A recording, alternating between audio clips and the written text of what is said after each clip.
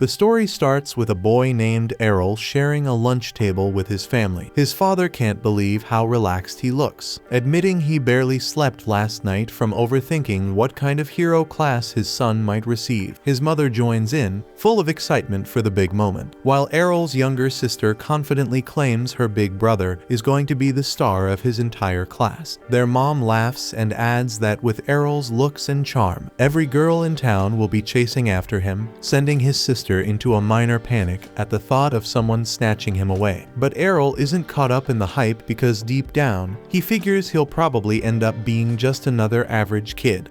In this world, hero classes are divine gifts handed down by a higher power when kids turn 10, giving them access to unique abilities. When the big day arrives, all the kids gather at the church for the blessing ritual, where a priest prepares to start. He places his hand gently on the first boy's forehead, and the kid instantly sees images of flames and hammers, confirming his role as a blacksmith. The then boy races back to his dad, beaming with pride, while the priest moves on through the line. When Errol's turn finally arrives, his sister confidently declares he's destined for something crazy strong. He walks up to the priest, cheered on by his family. Around him, people begin to whisper, jealous of his bloodline, convinced he'll inherit advanced classes just like his famous parents, Farah the Sword Princess and Leon the Archmage. Once close, Errol closes his eyes and tries to concentrate, but no vision appears. The priest looks puzzled and finally announces that Errol is one of the rare cases, a hero with no class at all. Errol's family goes from thrilled to devastated in seconds, acting like they've been conned and that his life is now completely doomed. The following morning, Errol starts training with a regular sword. His parents reassure him that they're not going to kick him out, but Errol tells them he's totally fine and doesn't want to just sit around mooching, while his sister promises she'll back him up no matter what. Seeing how stressed they are, Errol reminds them that he's been learning swordsmanship from his mother for years, so even without a class, he can still be useful, though in his mind, he thinks she's a terrible instructor, since every time they spar, she sends him flying across the forest with her crazy strength. After he finishes explaining, his mom tears up with pride, and his dad starts to believe he might actually land a proper job one day. But after watching them all dote on him like he's a saint, Errol gets fed up and heads off to train alone. As Errol steps into the training field, he spots two students with the swordsman class clashing blades in a playful duel. Mid-fight, the two notice Errol watching and call out, asking what someone without a class is even doing in a place like this. Errol responds coolly, saying he's here to train just like them. The boys laugh, explaining they're not training at all. They're just messing around since their class handles most of the work. Then, with smug grins, they offer to show him just how much their class has improved their swordplay and jump back into sparring. As Errol observes, he can clearly see how fluid and refined their movements are thanks to their class bonus. Curious, he asks if he can spar with one of them. One of the two scoffs at the request, calling it ridiculous for someone like Errol to challenge a class swordsman. But Errol stands firm because he doesn't think he needs a class to prove himself. Slightly offended by the confidence, the boy agrees, saying he'll gladly put him in his place. But before they begin, the boy checks if Errol still has his protection blessing, the passive safety barrier granted to everyone at birth, which slowly recharges as long as they avoid damage. Errol confirms it's fine and reassures him that he's not about to die from a spar, and tells him to bring it on. Annoyed by his tone, the swordsman rushes forward and swings hard, only to be stunned when Errol effortlessly redirects the strike. A second attack comes, but Errol steps aside and counters with a clean parry. His friend, watching from the side, tells him to stop goofing around and finish it, but the swordsman replies that Errol's no pushover. Blow after blow, they clash in a string of parries, until the boy realizes he's not going to win this alone, so he frustratedly calls out to his partner for backup. The second swordsman charges in from behind, but Errol senses the move and sidesteps it just in time. While watching the two stumble over each other and argue,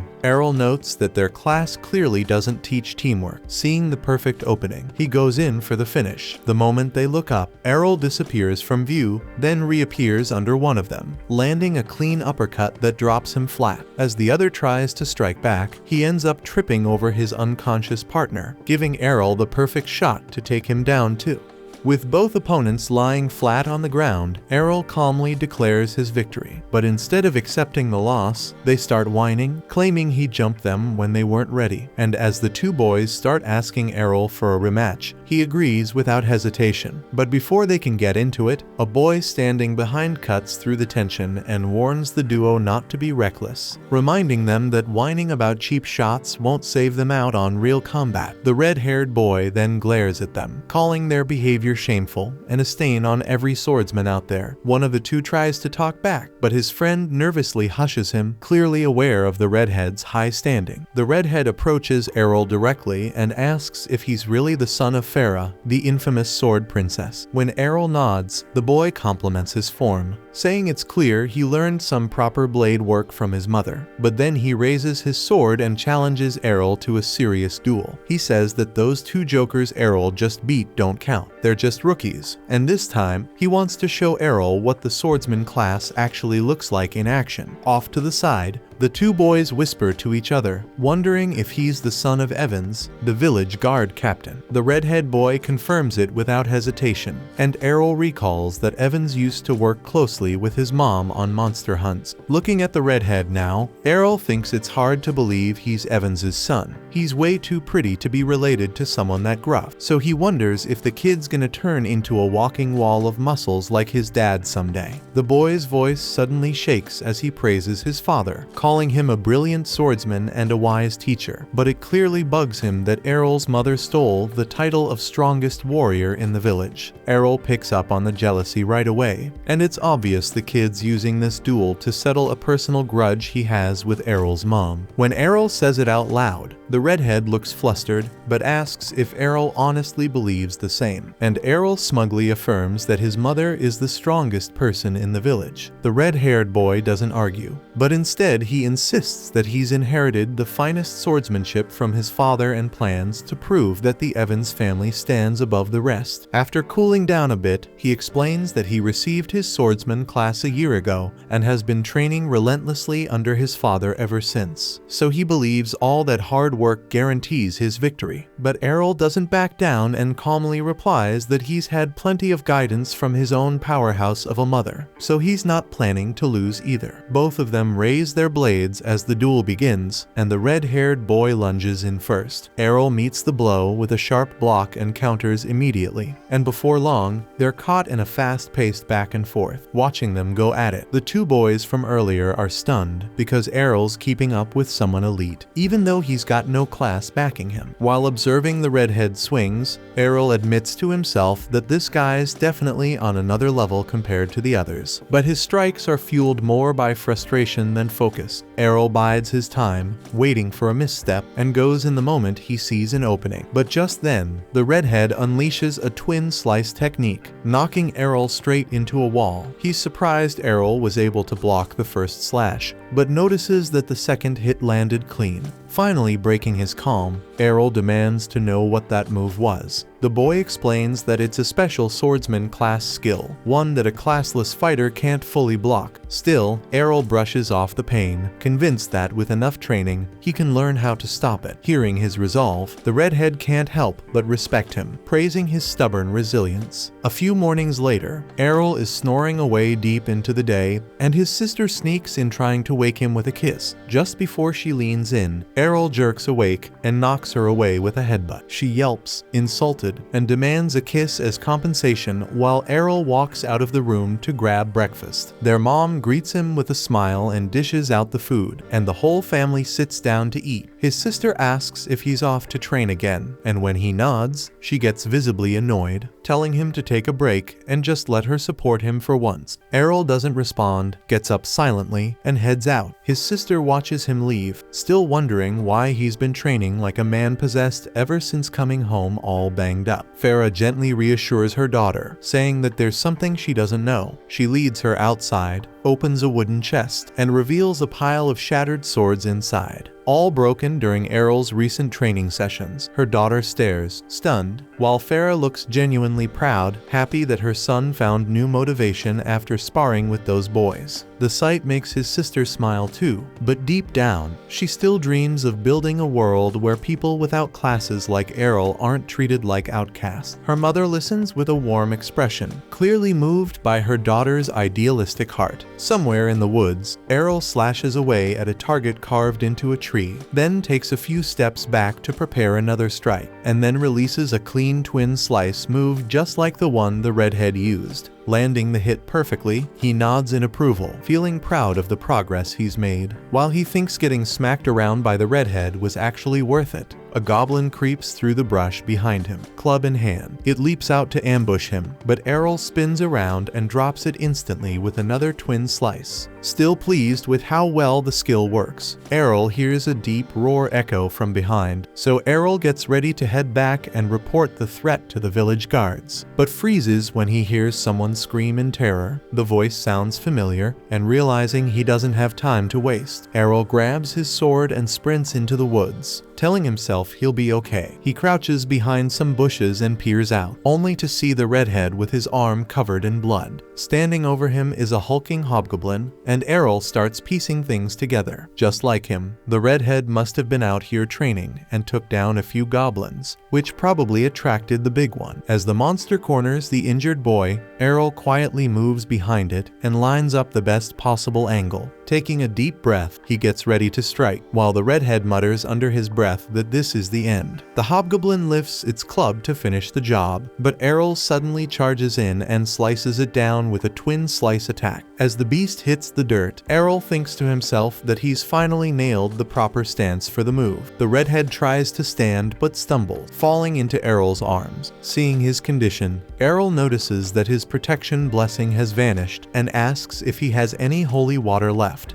The boy glances at his shattered bottle on the ground in silence. So without a word, Errol pulls out his own bottle and hands it over. After taking a drink, the redhead's wounds begin to heal, but he looks irritated at how far Errol's come. Seeing the boy's strength returning, Errol casually asks if he's feeling better, so the redhead thanks him for the water, then demands to know how Errol pulled off such a powerful technique. Errol coolly replies that it's just a basic twin slice, but the redhead pushes back, saying that people without classes shouldn't be able to learn special abilities like that. Errol replies that he pushed himself way past his limits to make it happen. The redhead looks puzzled, so Errol explains how he broke down the rhythm, timing, and movement until it clicked. Then he smirks and says that his biggest training tool was the redhead himself. Getting pummeled by that skill over and over is exactly how he figured it out. And while the redhead tries to process everything he just heard, Errol casually tells him that he's been honing his twin slice specifically to beat him in their rematch. The redhead, clearly impressed by the dedication, agrees to take him on. Errol double checks if he's really up for it, but the boy insists because it's the least he can do after getting saved and patched up by him. Errol blinks, surprised he actually understands how to return a favor, and the boy glares back, clearly offended by the implication. Soon, they both draw their swords again and open the match by launching twin slice at the same time. The redhead is stunned when Errol blocks both of his strikes and then gets smacked by a follow-up attack. Confused, he demands to know what just happened, so Errol calmly replies that he threw in a third slice. The redhead glares at him and reminds him that it's called twin slice for a reason, but Errol shrugs and says that since he didn't inherit his skill from a class, he can tweak it however he wants. He also admits that this was the first time he managed to land that third strike properly, which only frustrates the redhead further. Thinking a class swordsman should never lose to someone like Errol, the redhead challenges him again to prove it. They ready their blades once more, and the redhead, now composed, plans to use his speed advantage to win. When both charge in again with twin slice, the redhead keeps his eyes open for that sneaky third strike. But even expecting it isn't enough. The extra hit still breaks through his defense and knocks him flat. Errol holds his sword to the redhead's chest and tells him this outcome was pretty much guaranteed. Grimacing, the redhead asks why the final hit is so quick. So Errol smirks and says he learned it from watching him. He explains that by slowing down the first 2 strikes just slightly, he loads all his strength into the third, turning it into a surprise finisher. Frustrated and feeling completely outmatched, the redhead clenches his teeth in defeat while Errol walks off, calm and victorious. A few days later, during dinner with his family, Farah casually brings up that Evans's son has headed off to train in Brescia. The name catches Errol off guard, and he asks what Brescia is, so his mother explains that it's the legendary city of swords, and she herself trained at one of its top guilds before getting married. Hearing that, Errol's eyes light up with excitement, already imagining how far he could go if he trains there too, as a classless fighter carving his own path.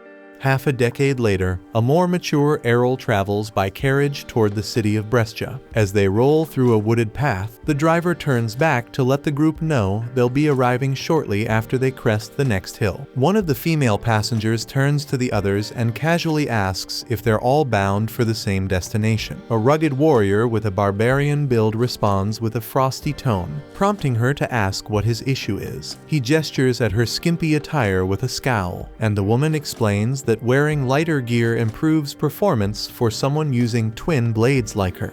The 2 swordsmen quickly start arguing, tension rising, while the driver chuckles and comments on how strong advanced classes are supposed to be. Suddenly, the carriage grinds to a halt as a swarm of wild orcs blocks the path ahead. The driver challenges the 2 fighters to show off their skills, but their boldness vanishes in an instant when the Orc King rises. A terrified noblewoman clings to the barbarian boy's arm, but he shoves her aside and bolts. The girl runs too, and the driver, seeing the chaos, also turns to flee. But Errol steps forward without a word and charges straight into the pack of orcs. He begins slicing through them with clean precision, and the driver spots him using a blink dash technique. Yet as the monsters close in from all sides, the driver figures there's no way Errol makes it out. Then, in a blur, Errol spins like a cyclone and cuts down the entire horde, while everyone stares in disbelief. The driver immediately recognizes the move. It's Blade Dance, the iconic ability of the legendary sword princess. He's baffled and wonders how Errol can use that, because it's supposed to be exclusive to female classes. Right in front of him, Errol dodges the Orc King's massive weapon, flips over him mid-air, and plunges his sword deep into the monster's skull, dropping it instantly. Once it's over,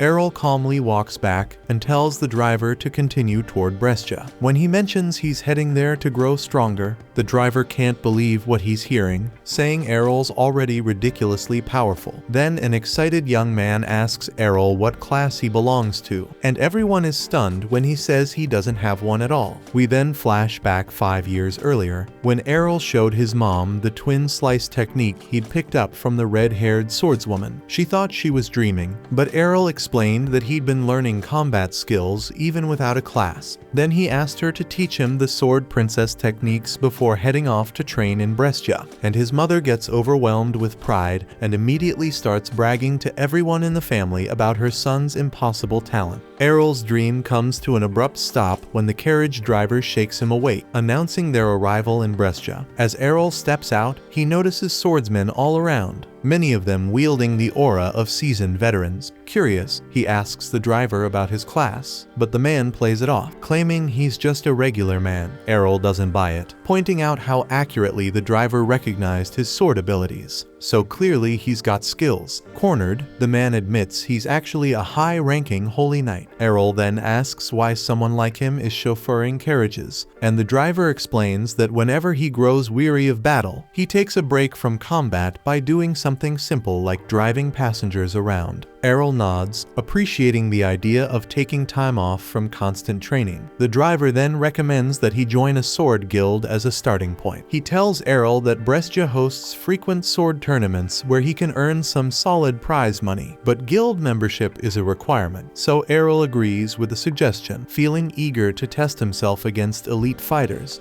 The driver also cautions him that there are some sketchy guilds around, so he should choose wisely. Once they part ways, Errol turns turns toward the heart of the city. He spots a recruitment booth for the Cavaliers Guild, which only accepts knight-type classes, and another called Sword Road, which appears open to everyone holding a sword. Out of nowhere, a girl rushes up and lunges to hug him, but faceplants hard when Errol effortlessly steps aside without even looking. Shocked, she wonders how he dodged her so easily and figures he must have exceptional perception. Errol's a bit lost, unsure who she is, when she immediately asks if he's looking to join a guild. He nods, and she launches into an enthusiastic pitch for her brand new guild. She even pulls out a contract for him to sign, but he silently walks off. She grabs his belt to stop him and demands to know why he's leaving. Errol tells her she looks way too damn desperate, and assumes her guild must be weak as hell if they're begging for members. She pretends they're part of a famous elite guild, but Errol isn't falling for it and brushes her off. She quickly introduces herself as Lilia and, in a last-ditch effort, promises to go on a date with him if he joins. Errol flatly tells her he's not interested. Leaving her stunned, he walks off thinking she reminds him of his little sister. Cocky attitude, flat as a board. Errol then asks Lilia which guild is considered the most powerful in Brescia, and she instantly fumes at his lack of respect. After taking a deep breath to compose herself, she tells him that the top guild is Black Blade, known for having 8 rank swordsmen. She gives him directions to their massive base, and Errol makes his way over. At the entrance, a guard steps forward and asks his business. Errol replies that he wants to join, and the guard directs him toward the application area. Errol heads that way and waits in line for registration. When it's finally his turn, the receptionist informs him that the guild only accepts applicants with advanced combat classes. Errol responds that he doesn't have a class, and the receptionist bursts into laughter before bluntly telling him to leave. The people standing nearby start murmuring about him. Errol tries to ask if he can at least take the entrance test, stating he's confident in his strength, but the receptionist refuses, insisting the rules can't be bent. Just then, several rank swordsmen walk in, lighting up the room, but Errol decides not to waste his time and walks out. He tries approaching other guilds throughout the city, but none of them are willing to give him a shot. All turn him away without hesitation. By the end of the day, Errol feels defeated, but then he recalls that his mother once gave him a recommendation letter to help him get into her former guild. At the time, he figured she was just being overly cautious, but now he understands that she knew the kind of rejection he'd face. As Errol makes up his mind to head to her old guild, Lilia suddenly shows up again, but he brushes past her without saying a word. While he walks through the streets, she chases after him, pleading for him to join and help her revive her guild. Errol keeps saying no, so Lilia takes things up a notch and offers to lick his boots if that's what it takes. But Errol walks off, leaving her behind as stunned onlookers stare in silence. Even so, Lilia shouts that she won't give up on him. Eventually, Errol locates the guild's address, but Lilia catches up once more. She insists he's welcome to sign up and points to the huge building nearby. Errol is confused why a guild that big seems so unimpressive, and Lilia admits they've lost most of their old prestige. Still, she's determined to bring back the glory of the Dragon Fang Guild, the one that was once led by the legendary Dual Swords King. Hearing that name jogs Errol's memory, reminding him that his mother was once a part of that same guild in her younger days. That's when he finally agrees to take a look. So Lilia leads him inside and guides him to an open seat. Out of nowhere,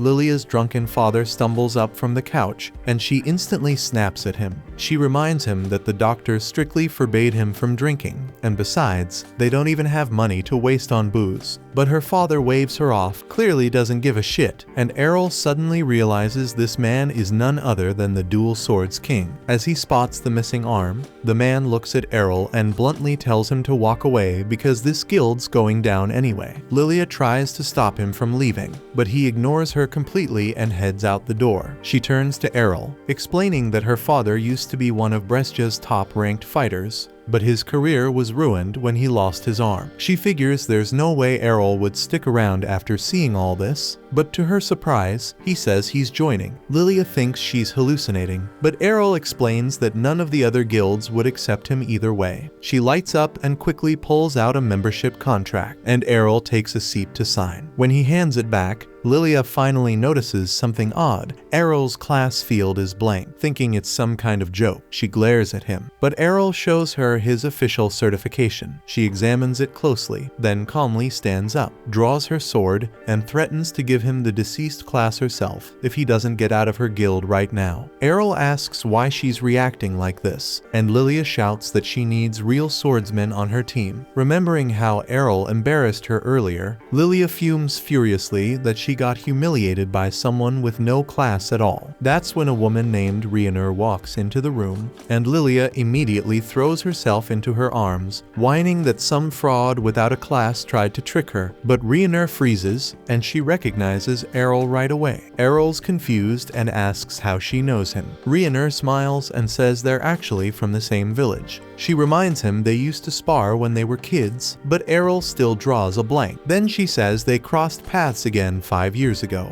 and Errol replies that he would have remembered someone as gorgeous as her. Rhiannon's face goes red as a pepper, and that's when Errol finally remembers fighting a red-haired boy. Rhiannon laughs and reveals she's the daughter and only child of Captain Evans. Errol apologizes for not recognizing her sooner, and Rhiannon says it's fine, guessing her long hair probably threw him off, thinking to himself that it wasn't her hair that changed, while his eyes drift toward her big melon. Just then, Lilia turns to Rhiannon and asks if this is the same classless kid who beat her. When Rhiannon nods, Lilia is stunned to realize it was him. Rhiannon, still a little sore about the past, says she's way stronger now and challenges Errol to a rematch, just like old times. The girls then escort Errol to the guild's training grounds, where Lilia can't believe Rhiannon is serious about dueling a guy with no class. But Rhiannon insists that Errol's strength is real, and she's determined to prove she can surpass him. Once they step into the arena, Lilia takes the role of referee and announces the start of the match. Rhiannon opens with a twin blade strike, and Errol assumes he can block it easily. But to his surprise, her attack slices clean through his attack and lands a hit on his body. Confused, Errol wonders how she managed to break his attack. Rhiannon lowers her massive sword and explains that it's 5 times heavier than a normal blade, meaning he can't parry it using the same move. She adds that her brute swordsman class multiplies her attack power, leaving Errol shocked as he braces himself for the next strike. He compliments her growth while defending against her relentless flurry of blows. Realizing he can't keep clashing head-on, Errol retreats a few steps, admitting that he'll lose if he keeps this up. He's puzzled why Rhiannon is revealing all her advantages mid-fight, but she says it's worth it if it helps her finally beat him. Errol warns her that her speed won't be enough to land a hit, and she charges forward to prove him wrong. She knocks aside his sword and slashes at him, only to strike through an afterimage. Before she can react, Errol appears behind her and taps the side of her neck with his blade. Shocked, Rhiannon demands to know how he dodged her attack, and Errol casually reminds her that what she hit was just a shadow. Her eyes widen as shadow is a technique reserved for supreme swordsmen. Determined, Rhiannon launches another assault, but Errol effortlessly slips past every swing, telling her the move isn't as mysterious as it sounds. It's just about moving fast enough. Rhiannon feels insulted by how casually he downplays it, but Errol adds that it took him a lot of work to reach that level. In an instant, he disappears again and lands another precise strike, only to notice his attacks bouncing off a glowing barrier. Rhiannon smirks and explains that power-type swordsmen gain enhanced defense along with their strength. She goes for another strike, but Errol dodges and counters with a perfectly timed blow, as he mentions that the counter move is something his mother taught him. Rhiannon was already on the ground in defeat. As the duel ends, Lilia stands frozen in disbelief before announcing Errol as the winner. Rhiannon feels crushed, frustrated that she still lost even after training so hard, while Errol compliments her technique and progress. Yet he adds bluntly that he's simply stronger, which makes Rhiannon's eyes well up. Lilia rushes over to console her, furious that Errol made her cry. He looks baffled, insisting he was being nice, but Rhiannon pretends she wasn't crying and storms back toward the guild. Once inside,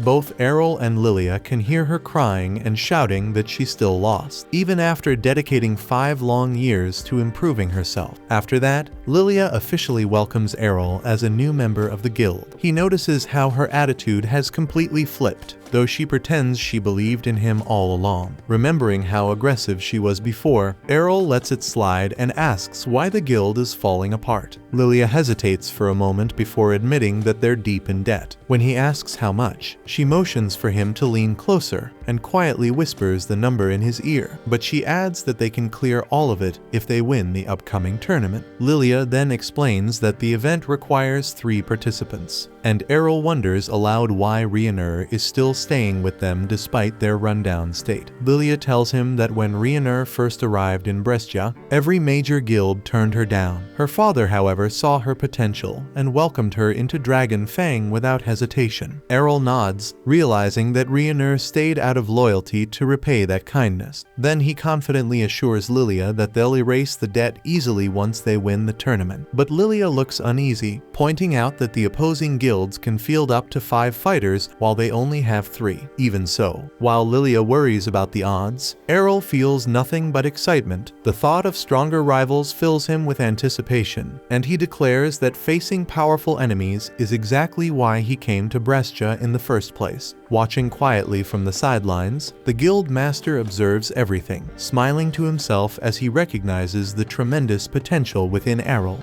The next morning, Errol opens his eyes to find himself in a room he doesn't recognize, until it clicks that he's living at the Dragon Fang Guild now. After getting ready, he heads out and joins Lilia and Rhaenyra at the table. Lilia flashes him a cheerful smile and asks if he slept well. Errol nods, saying that it's been far too long since he's slept in an actual bed.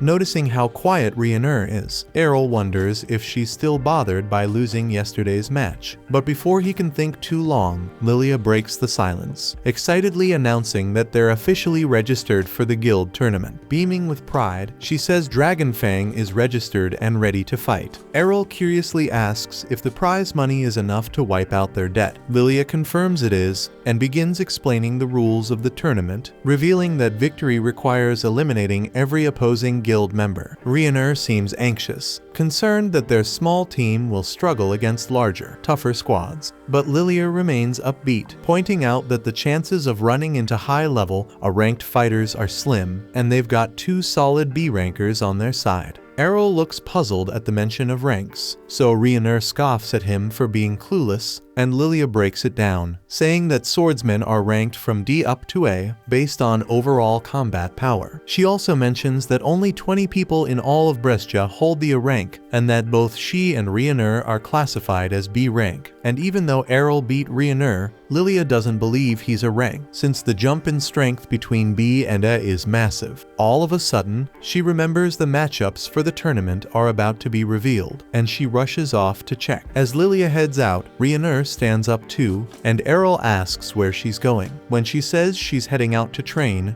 Errol confirms she's a power bladesman and asks if she has any other abilities tied to that class. She tells him about a skill called Guts, which boosts her defense barrier significantly. Eager to learn it, Errol stands up and grabs Rhaenyra's hands. Rhaenyra blushes, thinking he's about to flirt, but then he calmly asks her to beat him up using her sheathed blade. Errol tells her this will bring them closer, but Rhaenyra gets flustered and says she's not into that freaking kind of relationship. Errol quickly explains that he's not trying to be weird, he just wants to understand how her Guts skill works. Since the ability strengthens a person's resilience under pressure, he figures the fastest way to learn it is by letting her hit him over and over again. Rhaenyra then reminds Errol that divine blessings can't simply be copied, and that her abilities were granted, not taught. But Errol brings up how he was able to learn both Twin Slice and Shadow, leaving her momentarily speechless. Without saying more, she leads him to the training field, where Errol asks to borrow her heavy sword. Rhaenyra doubts he can even lift it, but her eyes widen in shock as he effortlessly draws it. Errol calmly tells her that it's thanks to the endless hours of training he's poured in, and he's confident he can master the Guts ability too.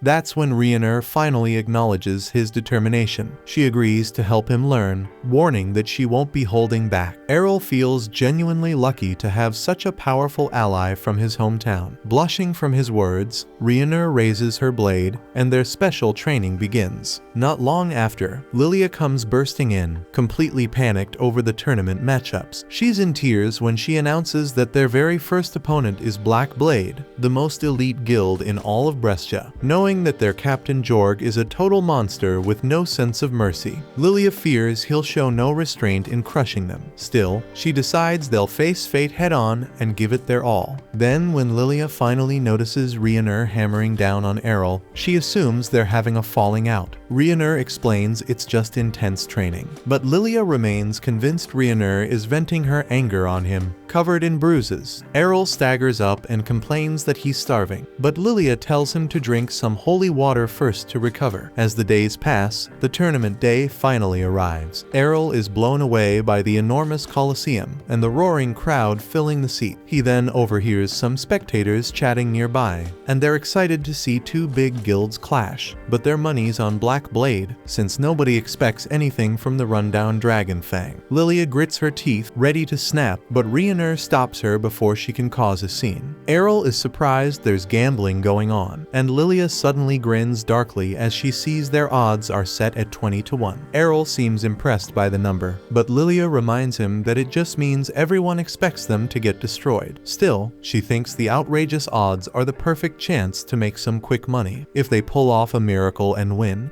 knowing full well they're doomed if they lose anyway. Lilia confesses she went all in. She mortgaged her home and bet every last coin they had on Dragonfang. Rionur nervously points out that they're more likely to lose, but Lilia shrugs, saying it's not like things can get any worse. Out of nowhere, Jorg approaches and commends Lilia for defending her father's guild with such fire. He casually asks about the mysterious classless fighter she brought in, and Lilia immediately suspects he's being sarcastic. With a fake tone of concern, Jorg says it saddens him to see his old rival guild in decline. Then, with a smirk, he claims he personally arranged their matchup because the crowd would love a battle between the former strongest and the current strongest guild. He even says he did her a favor, letting her profit off the betting odds. But Jorg can't hold back his laugh, knowing there's no way she'll defeat the elite team he personally handpicked. When Lilia firmly declares they'll win anyway, Jorg walks off, leaving her boiling with rage. Errol watches quietly, seeing right through Jorg's manipulative charm and empty compliments. Later, as the match time approaches, the announcer hypes up the event, and the audience explodes with excitement. Errol observes that Jorg himself won't be participating and wonders if the guild master is showing mercy. Lilia quickly shuts that down, reminding him that Jorg's members are all a rankers, and Rionur agrees that they're definitely not pulling any punches. But that only makes Errol more eager to face off against high-level swordsmen. Shortly, the announcer announces the first fight, Black Blade's Geo versus Dragonfang's classless Errol. As Errol enters the battlefield, whispers ripple through the audience. People scoff, wondering why Dragonfang would send someone with no class to be publicly embarrassed. Even Geo sighs and thinks that this fight is going to be a complete waste of time. As the match begins, Geo immediately teleports forward and stabs Errol with his sword. Lilia gasps in panic, but Rionur calmly says it's just a shadow clone. As the false image vanishes, Geo's confident smile begins to fade. He spins and thrusts again at the figure behind him, only for that one to dissolve as well. That's when he realizes there are now two more Errols standing across the arena. Thinking he can finish them all in one move, Geo charges up a blink dash and strikes, only to be caught off guard by a third version behind him. The three shadows all lunge at once, and Geo manages to destroy them, but it's too late. The real Errol emerges from beneath him and lands a clean hit, dropping Geo in a single blow. Crumpled on the ground, Geo struggles to understand how Errol summoned three illusions at once, but Errol casually explains that his mother can create 5 shadows without breaking a sweat. With the match over, the announcer calls Errol the winner, and the crowd erupts into cheers. Lilia jumps up, celebrating, while Rionur stares in disbelief that Errol just crushed an rank swordsman like it was nothing. As the medics carry Geo off the field, Errol reflects on how clean Geo's critical attack was, and thinks that he still has a long way to go before he can replicate this skill. At the same time, the audience is left stunned.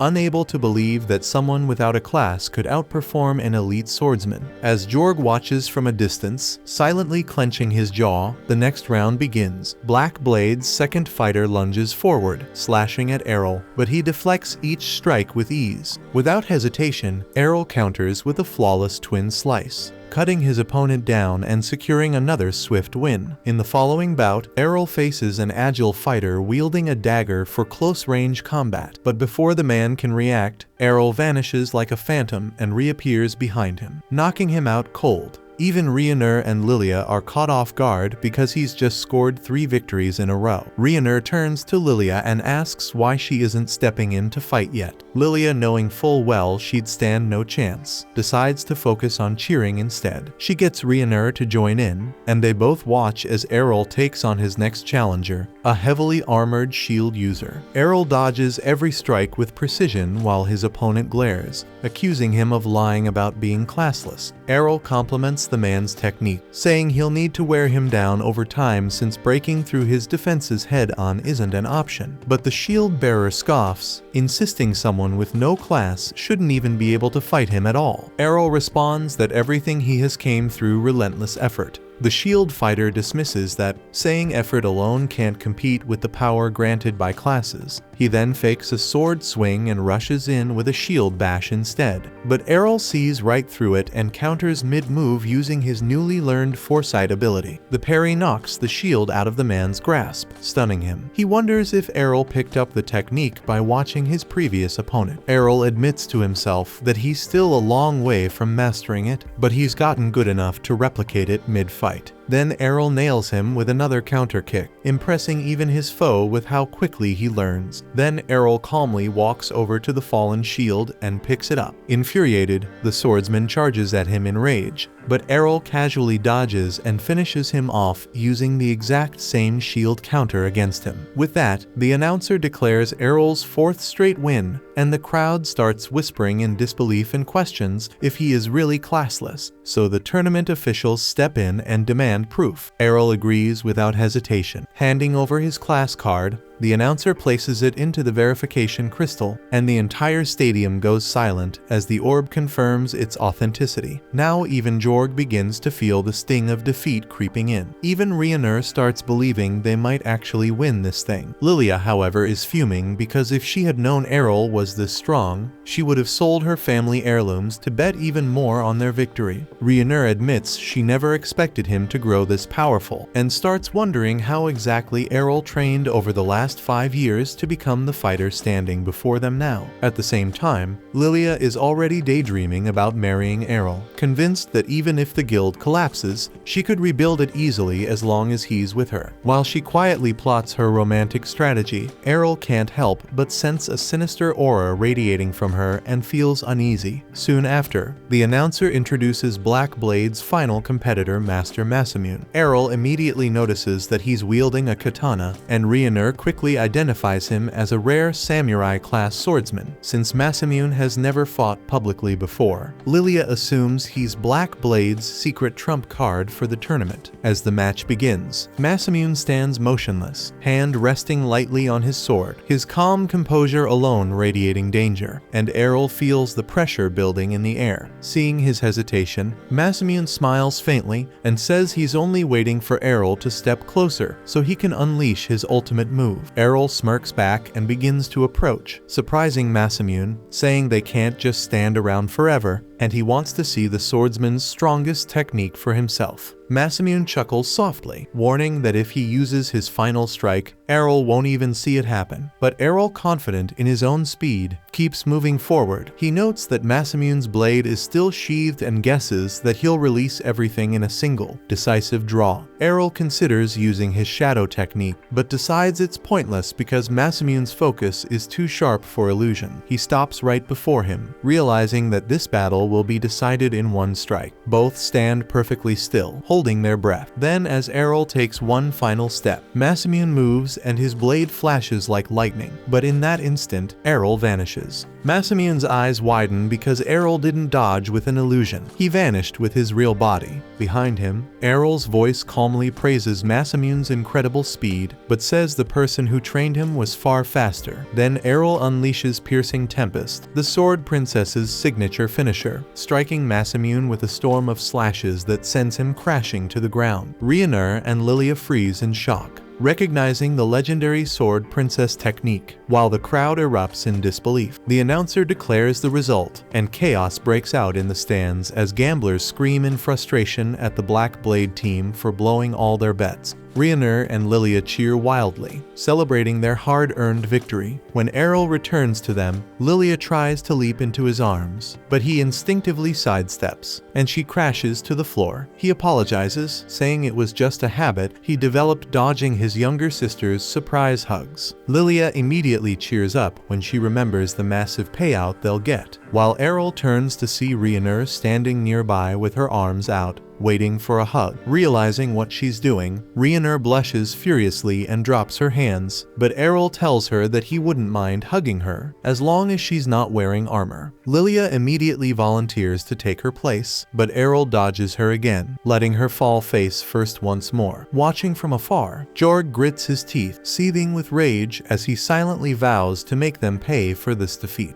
Later that evening, once they got back to the guild house, the place turned into a full-blown party with drinks flying in every direction. Errol still couldn't believe Lilia was even allowed to touch alcohol, but she made it clear she was a grown woman, even if she still looked like a kid fresh out of class. What really messed with her head was how Errol went toe-to-toe with 5 elite swordsmen from the top guild in the entire country and came out untouched. To her, this was her golden opportunity, and if she played things right, she could ride his rise straight out of obscurity. She didn't waste time and went straight for it, asking him to marry her and claiming she could give him anything he desired. But Errol, being the cold-blooded lone wolf that he is, shut her down immediately and said he'd rather go with someone like Ryuner instead.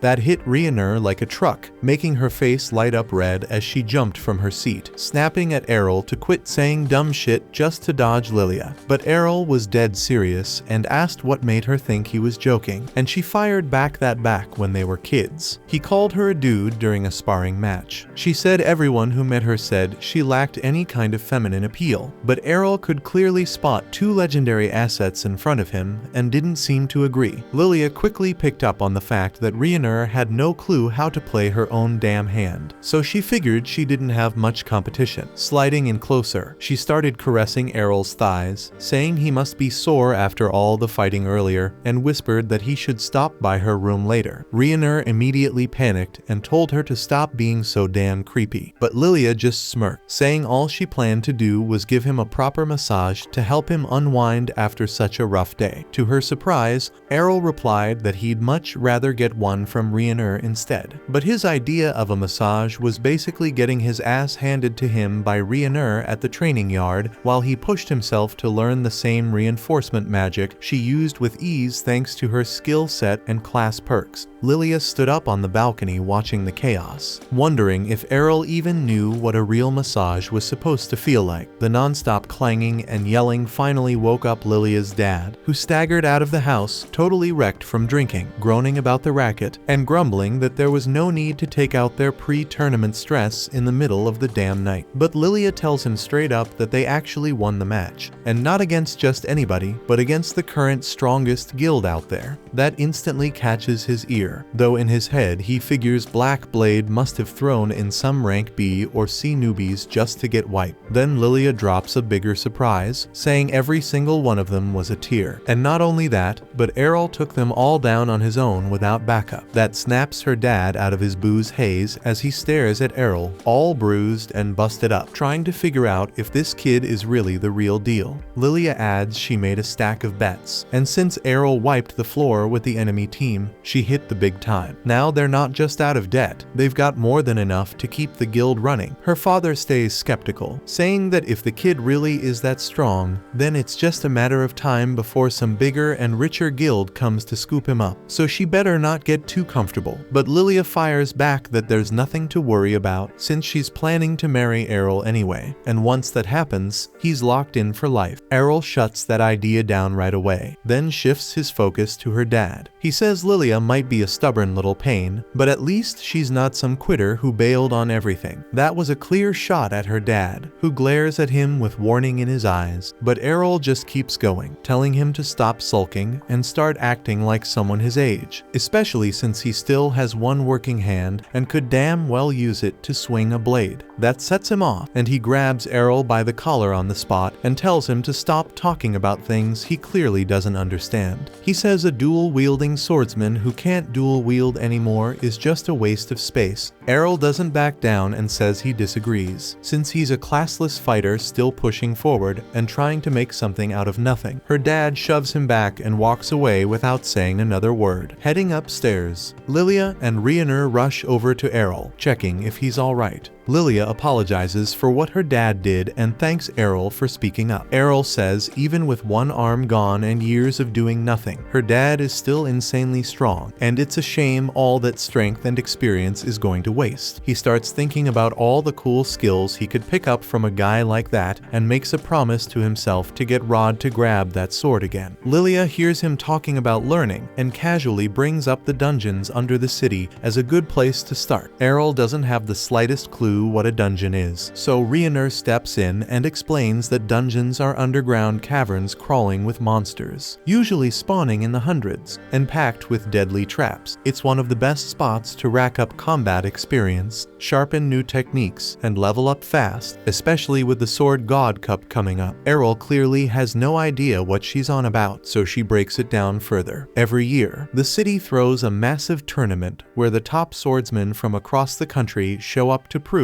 who really sits at the top. Without wasting time, Lilia whips out a registration form and tells Errol to fill it if he wants in. But right in front of her, to Rhiannon's total shock, he tears it clean in half. Rhiannon looks stunned and asks if he's seriously skipping the contest. But Errol says Lilia tried to slip one past him and had handed him a damn marriage certificate instead. Lilia laughs it off, saying she was just messing around and wanted to see how far she could push it. But Errol's had enough of playing nice, and he grabs her from behind and locks her in a rear naked choke just to teach her a lesson. By the time morning rolls in, Errol wakes up with Lilia trying to launch some kind of sweet ambush, but he reacts fast, dodges her, and ties her to the bed before heading out like nothing happened. Later that same day, the whole crew heads toward the dungeon grounds, where Lilia starts explaining the basics. Every adventure stands on a teleportation circle, which lets them jump to a dungeon floor they've already been to, and you can't skip ahead to new levels unless you've physically been there before. Lilia brags she's made it to level 12, while Rhiannon has hit floor 14. Errol decides on the spot to head straight to the 14th floor with Rhiannon, but Lilia cuts in and says it doesn't work that way. Unless he's been to a level himself, the circle won't let him teleport there. That was a letdown since Errol wanted to jump into the deep end and fight the strongest monsters right away. Lilia tells him to chill, saying she knows a shortcut that can take them down to the lower floors pretty fast. Everyone agrees to the plan, but Lilia tries to peel Errol off from the group, saying Rhiannon can continue her own floor 14 run and that Errol doesn't need two guides. She grabs his arm and starts pulling him aside, but Errol's not that easy to trick. He shuts her down and tells Rhiannon to come with them anyway. They step onto the first floor and get ambushed right away by two armored knights. Errol draws his blade and locks into combat with one of them, while Rhiannon handles the second. He quickly notices that even with their bulky gear, the knights move with surprising speed, though it's still manageable. Using a quick burst of movement, he dashes in and slices through the knight's neck, but instead of falling, the armor keeps moving, revealing that it's completely hollow and being powered by the dungeon's own mana. Even headless, the thing doesn't stop. Rhiannon mentions that they don't feel pain and have no clear weak spot, so Errol switches tactics and goes for the legs, and the moment he strikes, the knight collapses to the floor. Rhiannon finishes wishes her fight too and warns that these enemies will regenerate, so they should keep moving. Before pushing forward, Errol asks Lilia what her class is. She proudly says she's a fencer and offers to teach him anything he wants, whether it's in the training arena or in bed. But Errol turns her down again and walks off without saying more. Just before they reach the second floor, they hear a voice crying for help behind a nearby door. As they approach, they find a man drenched in blood, kneeling on the floor and begging them to save him. Rhaenyra suggests taking him to the surface, but he refuses, claiming his teammates are still trapped inside after triggering a trap. He pleads for their help, and Lilia instantly asks how much he's offering. To her surprise, he actually hands over a decent amount of cash from his gambling winnings. Still, something about the guy doesn't sit right with Errol. Walking behind him, Errol watches closely. From his own experience, anyone bleeding that badly wouldn't even be able to sit up without holy water, let alone walk all the way back here. He realizes the blood and wounds are completely fake, but he keeps it to himself, thinking this might turn into something more entertaining. The man leads them into a hidden chamber where they spot a long trail of blood and a small puddle in the center, with a single gold coin placed neatly in the middle. Lilia's eyes light up the second she sees the coin. As she reaches for it, a teleportation circle activates beneath their feet. Rhaenyra catches on that they've walked straight into a trap, while the man smirks and admits he got paid well to set it up. What he didn't expect was for the magic circle to drag him along too. They all reappear on a floor none of them recognize, not even Rhaenyra, which means it's deeper than the 14th level, but so far no enemies have shown up. The man who faked his injuries was now trembling uncontrollably, his voice cracking as he muttered that they'd somehow stumbled onto the dungeon's final floor, the one said to house the advanced sword god. Right then, a knight clad in rainbow-colored enchanted armor appeared before them. Lilia wasn't buying any of it, brushing off the whole sword god class as a dumb legend. Errol, on the other hand, instantly recognized how bad the situation was. He shoved Lilia to the ground just as the sword god unleashed a high-speed slash that tore straight through the dungeon walls. The moment the dust settled, the sword god charged directly at Errol. He barely managed to lift his sword in time to block the hit, and even then, the force slammed him into the wall. Still, he realized he only survived it thanks to the reinforcement training Rhaenyra had drilled into him. He went on the counterattack immediately, swinging at the knight, but his opponent was insanely fast and danced backward with expert-level footwork. That made Errol grin, saying this was the perfect time to test his limits. His party was stunned as he stepped in again, using the same divine step technique, launching a flurry of strikes that the knight caught and blocked one by one. The pressure pushed the knight back, but he suddenly activated a skill that spiked the gravity in the room, pinning everyone else to the floor. But Errol stayed on his feet with ease, because he'd already gone through this kind of pressure back when he was a kid. His mom used to train him under the same conditions, where standing alone took everything he had. When she came at him back then, he was completely helpless. But now things had changed. He pulled out the gold coin and used it to cancel the effect, opening a small window in the knight's defenses. Errol didn't waste it, and he tapped into one of his strongest moves, a technique called Infinite Break. The impact shattered the knight's body completely, leaving the others in stunned silence. He then took a sip of holy water to recover his strength, and then the entire group exited the dungeon safely through the teleportation portal. Back at the tavern, Rod was once again drowning himself in booze when he overheard 3 loudmouth punks bragging about how they lured the new recruits from the Dragon Fang Guild straight into a trap, proudly saying those poor bastards probably weren't coming back. Rod stood up, walked over, and shattered their table with a single punch. He demanded they spill everything they knew, but before they could answer, Jorg stepped in and called him a useless drunk. Rod instantly put the pieces together. If Jorg was involved, then Lilia's odds of making it out alive were practically zero. Crushed by the thought, he lunged at Jorg in a rage, only to get tossed aside like garbage. He hit the ground hard, stuck there on his knees, wishing there was something he could do to save his little girl. But then a voice by the door pulled his attention. He turned around and saw Lilia walking in with Errol and Rhaenyra, casually talking about how hungry they were. Lilia quickly spotted her father and that smug bastard Jorg, but she was caught off guard when Rod pulled her into a tight hug and quietly thanked whatever was up there that she was still alive. Rhaenyra stepped forward and called Jorg out on the spot, saying they got everything from his lackey, who confessed the whole thing was his doing. Jorg, like like any sleazy politician, denied everything without hesitation and claimed that anyone who enters the dungeon is responsible for their own damn safety. And Errol couldn't exactly argue with that. Rod warned Jorg that he wasn't going to walk away from this clean. Jorg brushed him off again, called him a washed-up drunk who should have stayed in the gutter, and left without a care. Errol just stood there wondering what kind of garbage he'd have to deal with next.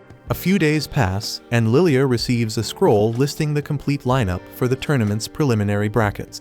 Much to her disappointment, she finds out that she's been placed in the same bracket as Errol, a discovery that instantly crushes her hopes, since it means her chances of winning the prelims and representing her guild in the main tournament are now almost non-existent. Errol, slightly puzzled by how the preliminaries work, is quickly brought up to speed by Rhiannon, who explains that the Sword God tournament draws such an overwhelming number of participants that it's impossible to include everyone in the main bracket. As a solution, the city runs a preliminary round where participants are sorted into random brackets based on a dice roll. It's entirely luck-based who ends up facing whom, and the winner of each bracket earns direct entry into the official tournament. Looking over the scroll Rhiannon is holding, Errol notices that she's actually placed in a different group than Lilia. She quietly breathes a sigh of relief and offers a silent prayer of thanks, knowing she wouldn't stand a chance against him if they had been matched. She then starts praying again, this time for a smooth path through her prelims. When Errol jokingly teases her about having unresolved daddy issues, Lilia cuts in, saying it's time to return to the dungeons for more training. Errol, on the other hand, seems completely fed up with dungeon crawling and just wants to bail. Lilia tries to play the charm card, insisting that she needs a strong man to protect her if anything goes sideways. Rhiannon, watching this unfold, makes a mental note of how helpless she sounds and quietly vows to give her a lesson or two about standing on her own. Just then, before anyone can leave, Rod enters the room with exaggerated concern, pulling his daughter into an embrace and reminding her to be extra cautious, just in case Jorg decides to make another move. Lilia sees the fear in her father's expression and promises to be careful before heading out. As Rod turns around, he finds Errol silently watching him with a judging stare. Rod defends himself, saying there's still time for him to get his act together and be a better father. Errol simply smiles and responds that it's never too late to be a decent person, then walks off. 2 weeks later, the day of the preliminaries finally arrives. The matches kick off as crowds roar from the sidelines, cheering on the fighters as blades clash and sparks fly. Bit by bit, the ranks begin to thin as combatants are knocked out, and Lilia unfortunately ends up losing her match, without even making it far enough to face Errol. Lilia then sulks quietly in the corner, brooding over the outcome and clearly disappointed, as she had at least hoped to make it to the finals this time. But Errol shows no sympathy for her frustration, casually remarking that all her concern about being in the same bracket as him was pointless because she would have lost either way. His bluntness only deepens Lilia's gloom, but she quickly gathers herself and warns him to stay alert, even with his strength, since the other finalist in their group has a few tricks that might catch him off guard. Errol, on the other hand, doesn't seem remotely concerned and remarks that he's already encountered nearly every kind of technique during his battles inside the dungeons, so it's unlikely this opponent would catch him off guard.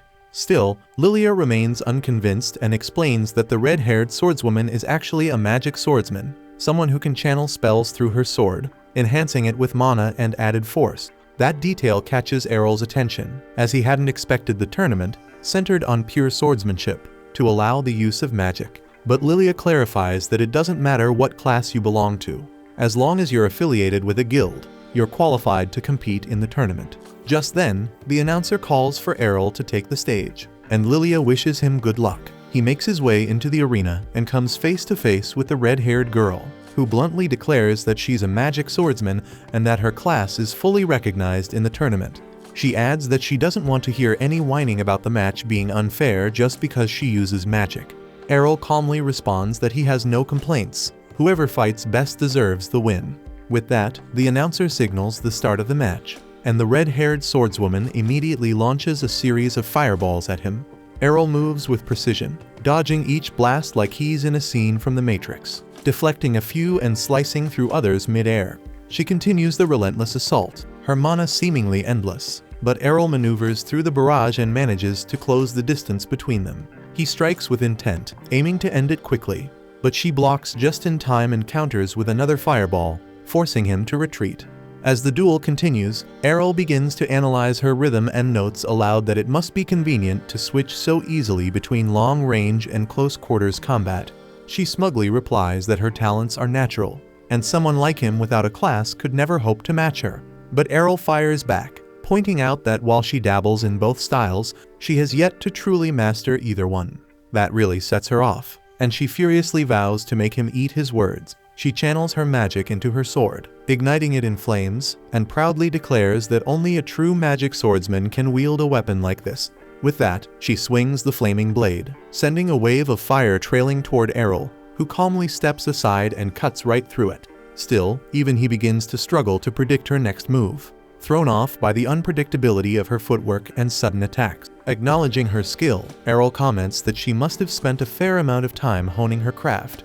But then, without warning, he plants his feet and stops moving altogether, effortlessly deflecting each of her fire-infused strikes from a single position, showing her what real technique looks like. He remarks that if her foundation in swordsmanship had been more solid, even if slightly above the average, she could have made things far more difficult. But at her current level, she barely stood out from a background NPC. The words cut deeper than his sword. Humiliated and rattled, the girl lashes out wildly. Errol seizes the opening and unleashes a twin slash that extinguishes her flames instantly, leaving her stunned. Before she can even register what's happened, he uses Blink Step to teleport behind her and knocks her out cold with the blunt end of his sword. The arena erupts in applause as the judges officially declare Errol the victor of the fourth bracket. But while the crowd cheers, Errol is already deep in thought, wondering how he can replicate and refine the techniques she just used against him. A few days later, the final tournament is about to begin. Lilia returns to the guild house and tries to wake her father, insisting he join her to watch the event and cheer for both Errol and Rhiannon, who each won their respective blocks and earned a spot in the main tournament. Without even opening his eyes, her father tells her to go on her own because he isn't interested. Trying to provoke him, Lilia accuses him of being too scared to face Jorg. That gets a reaction as Rod snaps back, insisting he's not afraid of Jorg. But his anger quickly fades, and for a moment he lowers his guard. In a rare display of honesty, he tells her that he picked up his sword again yesterday and realized just how rusty he's become. So rusty in fact that he doubts whether he could even win the Sword God tournament anymore. Lilia is instantly furious, reminding him that she didn't even qualify for the prelims, so hearing a man who still could make the finals calling himself rusty is beyond insulting. She tells him to take a good look around. Most swordsmen train their entire lives and still don't make it past the first round, while he still has what it takes to stand among the top. Eventually, Rod agrees to come along, and as they make their way to the stadium, his thoughts drift back to the days when he trained Rhiannon, back when he still had both arms, before becoming the one-armed relic he is now. He reflects on those memories with quiet warmth and finds himself wondering how Rhiannon will fare today. After all, she's his oldest student at this point, and he feels a deep connection to her progress. Meanwhile, inside the tournament grounds, Rhiannon appears to be on edge, her leg jittering nervously as she stares at the floor. She suddenly jumps in surprise when Errol appears beside her, asking whether she's afraid they'll end up facing each other right off the bat. The question snaps her out of her anxious thoughts, and she instinctively tries to punch him, but Errol catches her fist mid-air. Just as the judges announce the opening match, Jorg, the reigning champion, will face Errol, the mysterious classless swordsman who's shocked everyone with his undefeated run so far. Errol rises to head to the arena, and Rhiannon gently grabs his hand to wish him luck. Errol then steps onto the battlefield, and from the stands, Lilia yells out, cheering him on with a crude but heartfelt battle cry, telling him to crush Jorg and shred him into 64 pieces. But the moment Errol spots Jorg emerging from the opposite side of the arena, something immediately feels off, and his instincts go on high alert. Jorg's eyes are glowing purple, a sharp fang protrudes from his mouth, and a single twisted horn juts from his head, so he looks like he's been possessed by something demonic. Errol's senses flare as he realizes this isn't going to be a normal fight, but it's Rod who puts the pieces together first. The moment he sees the weapon Jorg is wielding, he shouts out a warning to Errol, ordering him to stay back. The sword in Jorg's hand is not just any blade, it holds a powerful demon sealed within. Jorg speaks, but even his voice has changed, deeper and distorted, as he calmly admits he didn't expect anyone to recognize what he's become. Lilia, clearly unsettled, doesn't understand that Jorg should know exactly who Rod is. But Rod explains that this isn't Jorg speaking anymore. The demon inside the sword has taken over completely, which means Jorg no longer has control over his actions. Rod also reveals that the weapon is in fact the original sword once used by the sword deity to defeat the Demon King. However, before his death, the Demon King cursed the blade, tainting it so severely that it was supposed to be sealed away forever in the royal vault. The demon grins, stating that although he was sealed away for centuries, he remained patient, waiting for the day someone would come along to set him free and claim his power. And that day finally came with Jorg.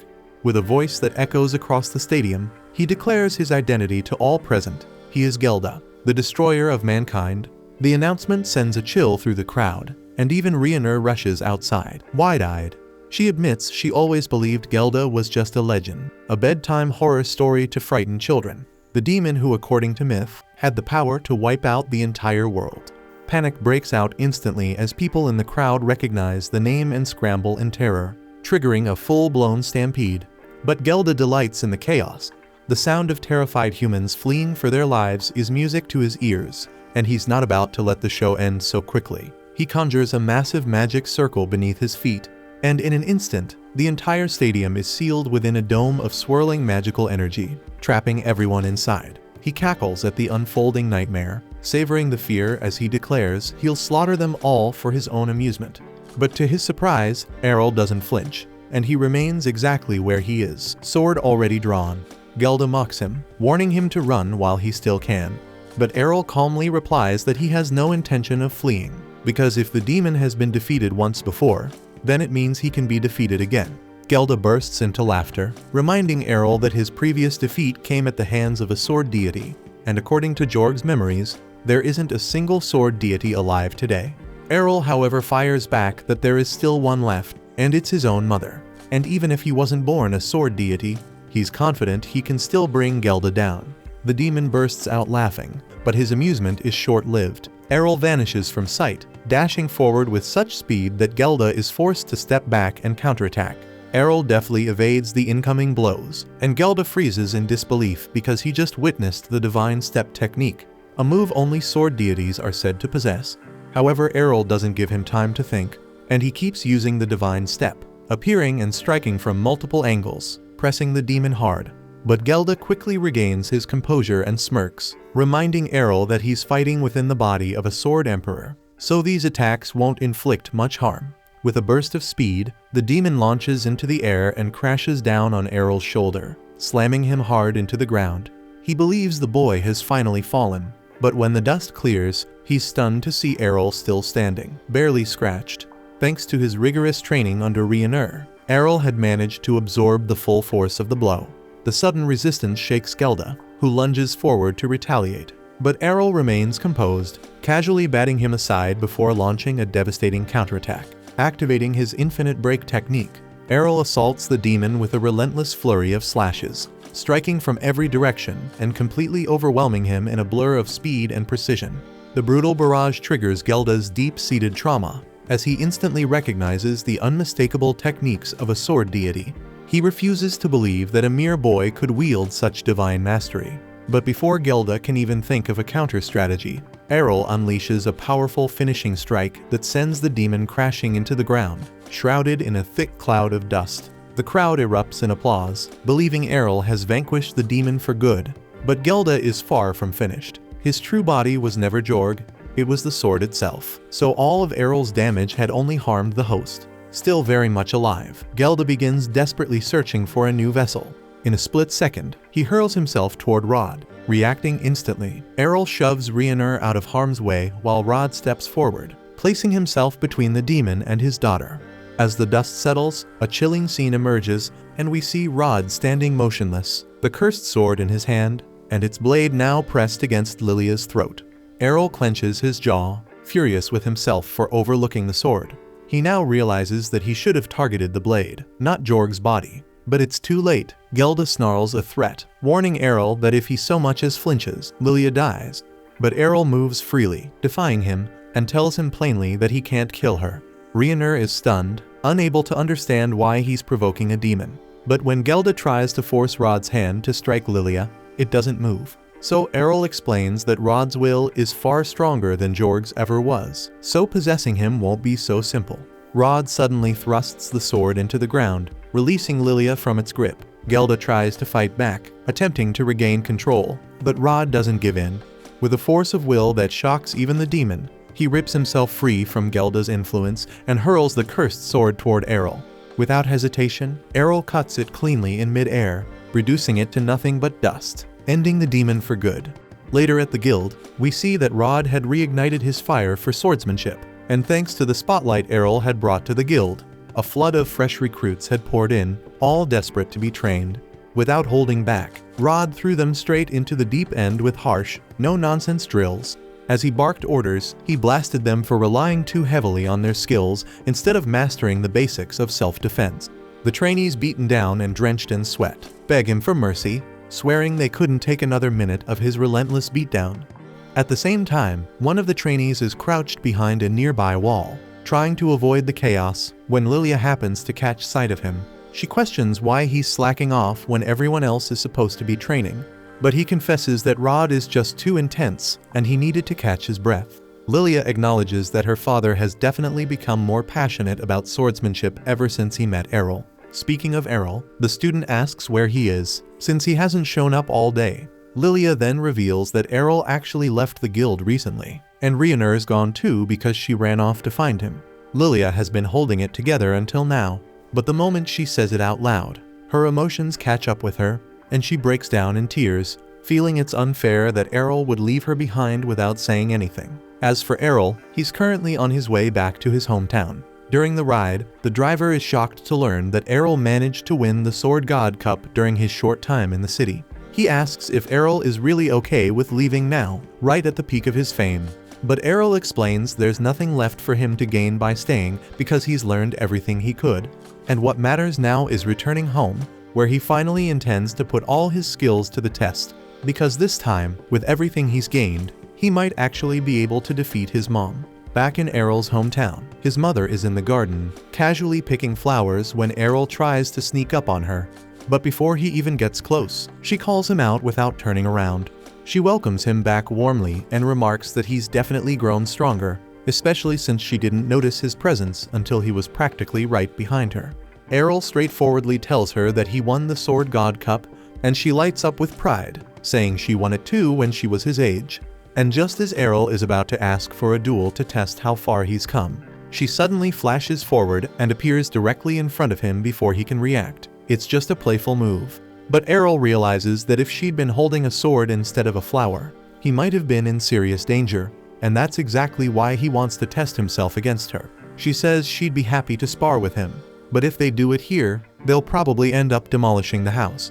So instead, she invites him to meet her at the training grounds behind the mountain, and Errol agrees without hesitation. Once they reach the training grounds, Farah cheerfully tells him that she's eager to see just how strong her son has become, then immediately lunges at him with another divine step attack. But having seen her use it once already, Errol has now figured out how to counter it. He raises his sword just in time to block her attack, then leaps into the air and executes a swift combo using Divine Slash followed by Twin Blade Slash.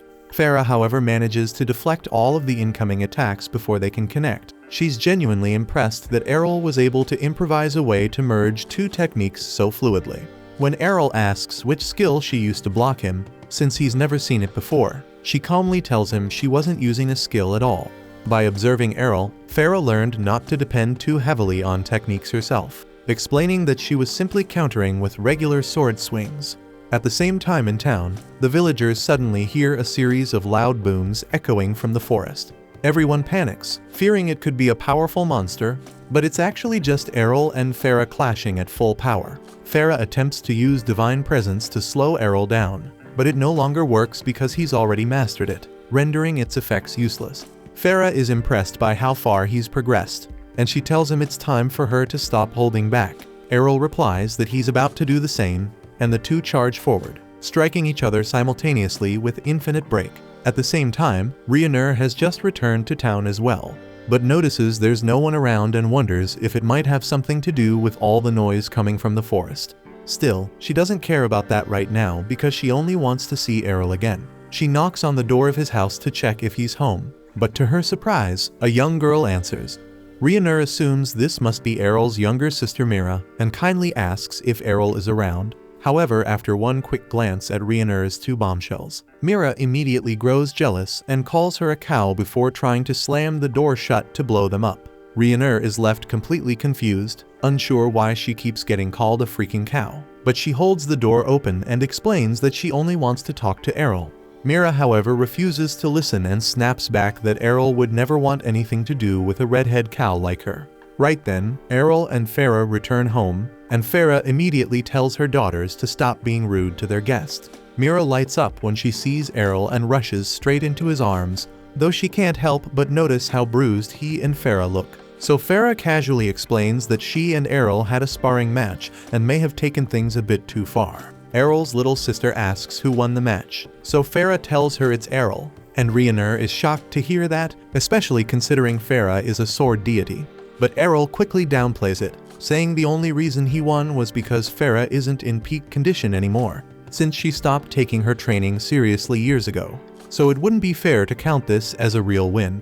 Farah tells him not to say it like that, since it makes her sound like an old woman, but Errol reassures her with a smirk, saying she's still way too beautiful to be called that. They all head inside and sit down at the table to catch up. Farah wants to hear about all of Errol's adventures in the Sword City, but she admits she's even more interested in learning how Errol and Rhaenyra first met because she's a sucker for romantic stories. Errol explains that he and Rhaenyra lived together while he was in the city, and Farah's face lights up with excitement at the idea. However, Rhaenyra quickly steps in to clarify that they were simply members of the same guild, so nothing inappropriate happened between them. Errol then asks Rhaenyra why she came to visit all of a sudden, and she replies that she wanted to know why he left the guild so abruptly. Errol looks puzzled because he's pretty sure he handed in an official resignation before departing, so it's not like he just vanished without a word. But Rhaenyra says that's not what she meant. What upset her was that he didn't say goodbye in person, and he just left without so much as a word, and she thinks he could have at least done that. And Errol admits he didn't really think much about it at the time. Farah then steps in and says she's happy that Errol has a friend who cares enough to come all this way just to check on him. But Rhaenyra points out that this also happens to be her hometown, so she would have come back eventually anyway. And besides, seeing Errol wasn't her only reason for returning, and she turns to Farah and respectfully asks if she'd be willing to accept her as a disciple. Farah is caught off guard by the sudden request and doesn't get a chance to respond, because just then the front door swings open and a familiar voice calls out. Farah immediately recognizes the voice and it's Evans. He walks into the room, asking for Farah's help, explaining that a terrifying noise was heard coming from behind the mountain not long ago, and they need to prepare in case a dangerous monster is approaching. Farah and Errol instantly realize they're the reason behind all the panic, but Farah knows she'll get an earful if she admits it, so she quickly lies and says the monster has already been taken care of. Evans doesn't question it too much because he's just relieved that the town is secure. And now that the tension has eased, he notices Rhaenyra standing nearby and asks when she got back. Farah hadn't recognized her at first, since she looks quite different from how she did as a child. But now that she's paying closer attention, it's clear that Rhaenyra bears a strong resemblance to Evans' late wife. Evans then wonders why Rhaenyra is at Farah's house in the first place. So Farah casually tells him that Rhaenyra just asked to learn everything there is to know about how to be a suitable wifey for Errol. Evans immediately breaks down in tears of joy, thinking his daughter is finally getting married. But Rhaenyra panics and frantically clarifies that she only wanted to ask Farah to teach her how to improve her swordsmanship. Farah cheerfully insists that there will be time for both sword training and wife lessons. But when Rhaenyra turns to Evans, hoping he'll talk some sense into Farah, she's stunned to see that he completely agrees with her. After losing his wife, Evans had always worried about Rhaenyra's future, especially since the only thing he ever taught her was how to fight. So he's genuinely happy to hear that Farah is willing to teach her some practical homemaking skills as well. So Farah assures him that he can trust her to look after Rhaenyra properly. Evans is grateful and says he'll head back to his duties now, officially leaving Rhaenyra in Farah's care. He tells her to do her best, and Rhaenyra is left staring in disbelief, trying to process how the situation spiraled like this. Meanwhile, Errol's father has been tucked away in his study the entire time, fully focused on his magical research. But he's not surprised when Errol walks in, as he already overheard the commotion earlier. Errol asks how Leon's research is progressing, and he's glad to hear that he's very close to a breakthrough. If his hypothesis is correct, it could turn into a true ultimate technique. Setting that aside, Leon then asks if it's true Errol brought home a cute girlfriend, and Errol doesn't exactly deny it, though he says he'd describe her as more gorgeous than cute. That said, he didn't come here to talk about Rhaenyra because there's something more important on his mind. Errol explains that he just managed to defeat Farah in a duel, so now he wants Leon to teach him magic. However, Leon quickly shuts that idea down, saying it would be impossible for Errol to learn magic and that he should just forget about it altogether. And while that is happening, Farah is in the kitchen with Rhaenyra, trying to teach her how to cook. Rhaenyra agrees to give it her best shot, but she has absolutely no experience with anything outside of wielding a sword, so much so that she ends up accidentally smashing the entire table to pieces. Rhaenyra apologizes for the mess, but Farah laughs it off, saying it just means they'll have to start with the absolute basics. Not long after, Errol and Leon finish repairing the table, and while Errol is putting the tools away, he casually asks why Leon didn't just use magic to fix it, and Leon explains that Farah prefers it when he does things by hand. Still, since Errol seems curious to see some magic, Leon picks up Mira's broken mug and casts a rebuild spell, restoring it perfectly. Then while they're putting away the rest of the supplies, Leon tells Errol not to get his hopes up too much about magic. He's already proven that someone born without a class can learn to use a sword, but magic is a different story. It requires a large mana pool, and that's not something you can train your way into. Errol admits that learning magic without a large mana reserve would be impossible. However, he asks if he'd be able to use magic at all, assuming he had some mana in his body. Leon replies that, technically, Errol might be able to learn a few spells even without a mage class, so long as he does have mana. But he also doubts that's the case, since if Errol really had magic in his body, he probably would have accidentally triggered a spell at some point already. However, Errol insists that he does have mana. Back at the guild, while he was training with Rhaenyra, he had been burning through large amounts of the guild's holy water. So Lilia went into storage and brought out a stash of old mystery potions for him to use instead. Rhaenyra warned him not to drink them, since they could be toxic. But Errol figured drinking poison might unlock a poison resistance skill, so he went ahead and did it anyway. In the end, the potions didn't poison him, but Errol is convinced they restored something within his body, not divine protection, but something else, and he believes it was mana. If that's really true, then Leon thinks Errol might actually have a shot at learning magic. He asks Errol if he can still feel that mana in his body, and after Errol confirms he can, Leon tells him to try moving it around and focusing it into a single point. Errol gives it his all, and at first, nothing seems to happen. But after a few moments, a faint blue glow begins to shimmer in his hand. His father lights up with excitement. The glow may be dim, but it's undeniable proof that Errol possesses mana, even if it's only a small trace. However, the moment doesn't last long because Errol starts feeling dizzy, as even generating that small light drained every bit of mana he had. Leon tells him that before he can even think about casting actual spells, he's going to need to work on expanding his mana pool.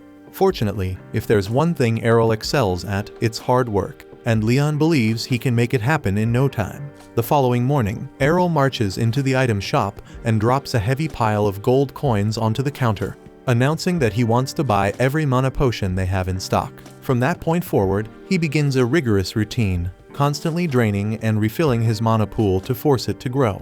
And after 6 months, Errol's effort pays off, and his mana pool has increased enough for him to stably maintain a floating ball of mana. Leon proudly congratulates him on his progress, but there's still a long road ahead as Errol's current mana output is only equivalent to that of a typical 10-year-old. Leon then hands him a piece of parchment inscribed with Magiscript, the written language of magic, and explains how this will be different for him.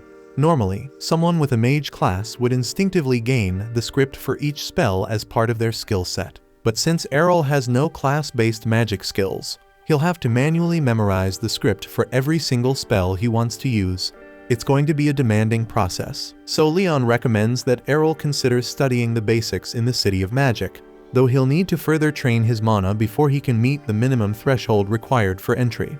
3 years had passed since that moment, and Rhaenyra had spent every single day since under the wing of Errol's mother, training not only to become a more skilled swordswoman, but also to improve as a proper homemaker. Earlier this morning, she was tasked with preparing the tea on her own, and the pressure got to her at first, leaving her a bit shaken. But she pulled through and eventually brought it over, her hands slightly trembling. She stood there anxiously as Errol's mom took a sip, gave it a moment to settle on her tongue, then looked up and smiled, saying the tea was just right. And Rhiannon hadn't expected such a small compliment to mean so much. But it filled her with more joy than she imagined. Her quiet little victory didn't last long though, as a sudden cry echoed from upstairs. It was Errol's younger sister Mira, yelling that Errol was gone. She'd gone to wake Errol, but his room was empty, and the only thing left behind was a note. Rhiannon and Errol's mom quickly read the short message, which simply said he was heading off to Arzbel, the city of magic, to begin his training. His mom's heart sank a little, hurt that he didn't even say goodbye, while Mira kept sobbing. That's when Rhiannon had a flashback to when she herself vanished years ago for Sword City Brescia, and how her choices must have hit her own family just as hard. Without hesitation, Errol's mom turned to her and said she never wanted Rhiannon to vanish like that. Rhiannon promised she wouldn't because she still had too much to learn from her.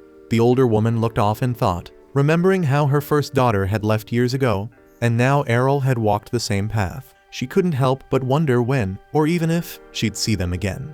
Elsewhere, Errol was already riding out past the edge of the village, sitting beside the same night-turn driver from before, who looked both surprised and amused to see him again. Errol asked how long the trip would take, and the man estimated about 2 days.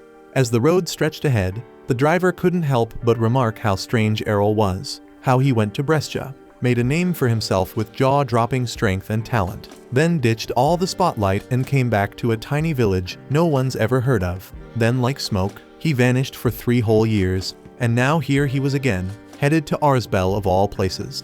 Errol just shrugged it off, saying he wanted to take a shot at the exams and see how he measured up against the rest. Out of nowhere, a red-haired kid pipes up and asks Errol if he's heading to the entrance exam for the Magic Academy too. He finds it odd though, since Errol looks way older than the typical first-timer. But before Errol even gets a chance to answer, a sharp-tongued blue-haired girl jumps in, scolding the boy for being rude and assuming things. And she says it's clear that Errol must have been failing the exam year after year. Just as Errol opens his mouth to explain that this is actually his first time going to that city, the girl cuts him off again, saying it's really inspiring to see someone so weak still trying to push past their limits. The red-haired boy immediately snaps back at her, and the two start arguing like crazy, while a green-haired girl steps in and tries to calm them down. But she doesn't get very far. The red-haired boy spins back around toward Errol and asks what kind of magic he's into, proudly stating that he himself uses red magic. That triggers a memory in Errol, and he starts recalling how his dad once taught him about the 6 main magic affinities. Black stands for dark magic, white for light, yellow is earth, green is wind, blue means water, and red, of course, is fire. But back then, Errol never showed a natural tie to any of them, so his father figured the best move was to train him in every kind of magic they could get their hands on. Snapping back to the present, Errol tells the boy that he doesn't really know what kind of magic suits him, since he doesn't have a class at all. That stuns the boy, but the blue-haired girl scoffs and calls the boy a joke, and says that Errol is messing with him, because there's no way a classless nobody would ever be allowed to sit for the academy's entrance exams. The redhead gets fuming and starts yelling for him to stop joking around, but Errol stays calm and pulls out his class card, holding it up for them all to see, and sure enough, it shows that he's completely classless. The kids all freeze in disbelief, blurting out that there's no way someone like him could ever pass the test. But before Errol can reply, a deep, earth-shaking roar erupts from the nearby forest, strong enough to make the trees around them tremble. Errol instantly recognizes the sound and warns them. It's the roar of a troll king waking from its slumber. The red-haired boy starts freaking out, shouting that they need to run for it because that thing's unbelievably strong, while the blue-haired girl shouts at the driver to get them out of there fast. The driver spins around in pure panic, saying that the roar scared his horses so badly that they've passed out. The blue-haired girl quickly realizes they're stuck with no way to flee, so she steels herself and starts laying out a battle plan. She tells the redhead and the green-haired girl that at the end of the day, a troll is still just a troll, and if they work together, they should be able to take down the slow brute. But that confidence quickly crumbles when the actual troll king lumbers out of the woods, wielding a massive club that looks like it could flatten a house. Red tries to rally the group, insisting they hold it together and focus. But before anyone can move, the giant troll is suddenly sent flying through the air, slammed by an even more monstrous club from behind. Then a second troll, even bigger and nastier, steps out from the woods. The girls collapse, shaking and clinging to each other in fear, instantly realizing that their magic doesn't stand a chance. But the red-haired boy forces himself to stay cool because he can't show fear with the chicks watching. So he jumps out of the cab, takes a deep breath to steady himself, and raises his wand. And with every ounce of mana he's got, he hurls a fireball straight at the troll's face. For a second, it looks like they might actually land a hit. But once the smoke clears, the troll stands there, completely untouched and a lot angrier. The boy freezes since that blast drained all his mana, and he's got nothing left to run or defend himself. The freaking troll then lets out a furious roar and charges straight at him. But right before it reaches him, a massive explosion shakes the entire area, engulfing the beast in flames and reducing it to ash, leaving everyone staring and stunned. Then Errol steps forward from behind, rubbing the back of his head and muttering that maybe he overdid it a little. The red-haired boy is speechless, and even the girls start whispering to each other, shocked that Errol just used explosion magic, something only elite mages are even capable of, and rarely so effortlessly. While they're still processing what just happened, Errol walks over to the horses and casts a healing spell to bring them back to their feet. As he turns around, he finds the red-haired boy already on his knees, bowing and begging him for forgiveness, and even more dramatically, asking to become his student so he can one day become a top-tier wizard too. Errol tries to brush it off and explain that they've got it all wrong, that he's just a test taker, nothing more. He even shows them the class card again to prove he doesn't even have a class. But the green-haired girl just smirks and says he must be some elite mage pretending to be classless to keep a low profile. Errol gives up trying to convince them and simply heads back to the road, continuing his journey to Arsbel. And after a few days of travel, they arrive just as the sun begins to rise. The city sits nestled beside a wide lake, with drawbridges on all sides that lift and lower to control the flow of people. The girls stare, dumbfounded, as the smug, loud-mouthed redhead trails behind Errol like a well-trained mutt, bombarding him with all kinds of questions. Once they step through the gates, the boy excitedly says Errol must be here to take the red magic exam, which means the two of them will be placed together. Meanwhile, the green-haired girl and the blue-haired one are headed toward the earth and water exams. That's when Errol finds out that the academy sorts its students and tests based on their elemental affinity, and he quietly hopes they won't toss him aside the way Brescia did, just because he doesn't have a class. But then something unexpected happens, because when he walks up to the reception desk, the lady behind the counter welcomes him with a smile, stamps his card, and hands him his exam number. Errol is still uncertain and asks if it's really okay even though he has no class. So the receptionist calmly replies that every candidate has the same right to take the test, and no one here gets turned away. That's when it really hits him that this place is nothing like Brescia. Feeling a flicker of hope, he heads toward the testing field. There, he spots a group of kids lined up, one after another, taking turns. One boy launches a tiny fireball at a metal dummy and earns a pass. Before Errol can figure out what he's supposed to do, a loud, flashy guy with bright red hair strolls into the arena and casually asks if he's allowed to blow up one of the metal knights. The examiner looks puzzled at first, but after checking his ID card, he realizes the kid's an advanced caster, a rank that's incredibly rare to see. All the onlookers go quiet as the guy steps up, casts a spell, and unleashes a blazing column of fire that completely engulfs the armored dummy. He stands there, clearly impressed with himself, but the red boy doesn't let that slide and suddenly shouts that Errol could top that without breaking a sweat. The flamboyant caster whips around, insulted, and asks if this nobody seriously believes a regular dude could beat someone with advanced magic. The red boy scoffs and fires back that Errol could eat him for breakfast and crap him out before lunchtime. The show-off laughs it off, saying those are empty words because no one else here could pull off a move strong enough to melt steel like he just did.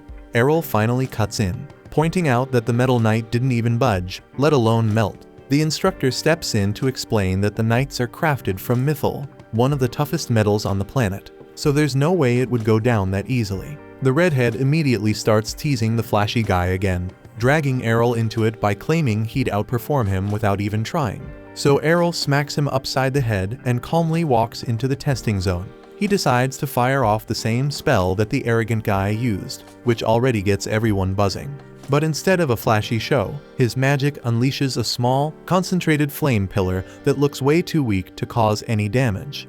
The show-off boy bursts into laughter, but it dies in his throat seconds later when the Mythal Knight suddenly collapses into a puddle of molten slag. The boy stares in disbelief, claiming that eruption spells aren't strong enough to melt Mythal. But Errol casually explains that what he used was a custom version of that magic, where he focused all the heat into a tight column, generating a temperature far hotter than any standard eruption spell could reach. With that, he calmly walks off and heads straight to the blue magic zone, where the blue-haired girl lands her attack and clears the test. She's caught off guard seeing Errol show up, but before she can say anything, he steps up and fires off an Ice Edge spell that shatters the Metal Knight, then leaves again without a word, moving on to the green magic trial, leaving both the instructor and the students rattled. But just outside that arena, he spots the green-haired girl nervously waiting. She admits she hasn't even signed up yet because she's scared stiff. So Errol takes a minute to boost her confidence, gives her a little pep talk, and walks her over to the registration desk before heading to the arena. The exam this time is simple. Create a basic wind spell strong enough to spin the windmill in front of them. But in typical Errol style, he goes completely overboard and summons a freaking whirlwind that shreds the entire windmill into splinters, leaving the examiner speechless. The green girl's up next, but her nerves kick in again, and she starts hesitating, until Errol encourages her one more time and gives her a push. And thanks to that, she manages to pass as well. With those 3 schools out of the way, he breezes through both the Light and the Yellow Magic Academy without breaking a sweat, then makes his way toward the Dark Magic School. The place looks like a run-down ghost town from the outside, with not a soul in sight, until he hears a strange noise coming from a nearby crate. Just as he's about to check it out, a creepy woman suddenly calls out, sobbing about her missing pet, and asks Errol if he's seen it anywhere. Caught off guard, Errol points toward the crate and says there's something moving in it. The woman wastes no time tearing it open and pulling out a bizarre, toad-like creature with limbs in the wrong places. Beaming with joy, she proudly tells Errol she created this chimera herself and asks if he thinks it's cute. Errol just forces a smile, but before he can say anything, he nearly jumps out of his skin when a skeleton suddenly appears behind him. Reacting on instinct, he swings his wand and lops its head clean off. The skeleton casually bends down to pick it up again while Errol stares in disbelief. Asking if she's some kind of undead beast, she brushes it off and cheerfully introduces herself as Latalia, claiming she's just a lovely office lady who works here. When Errol asks about the exam location, Latalia explains that the Dark Magic Academy has no restrictions, so anyone can walk in and take the test, since they barely get applicants.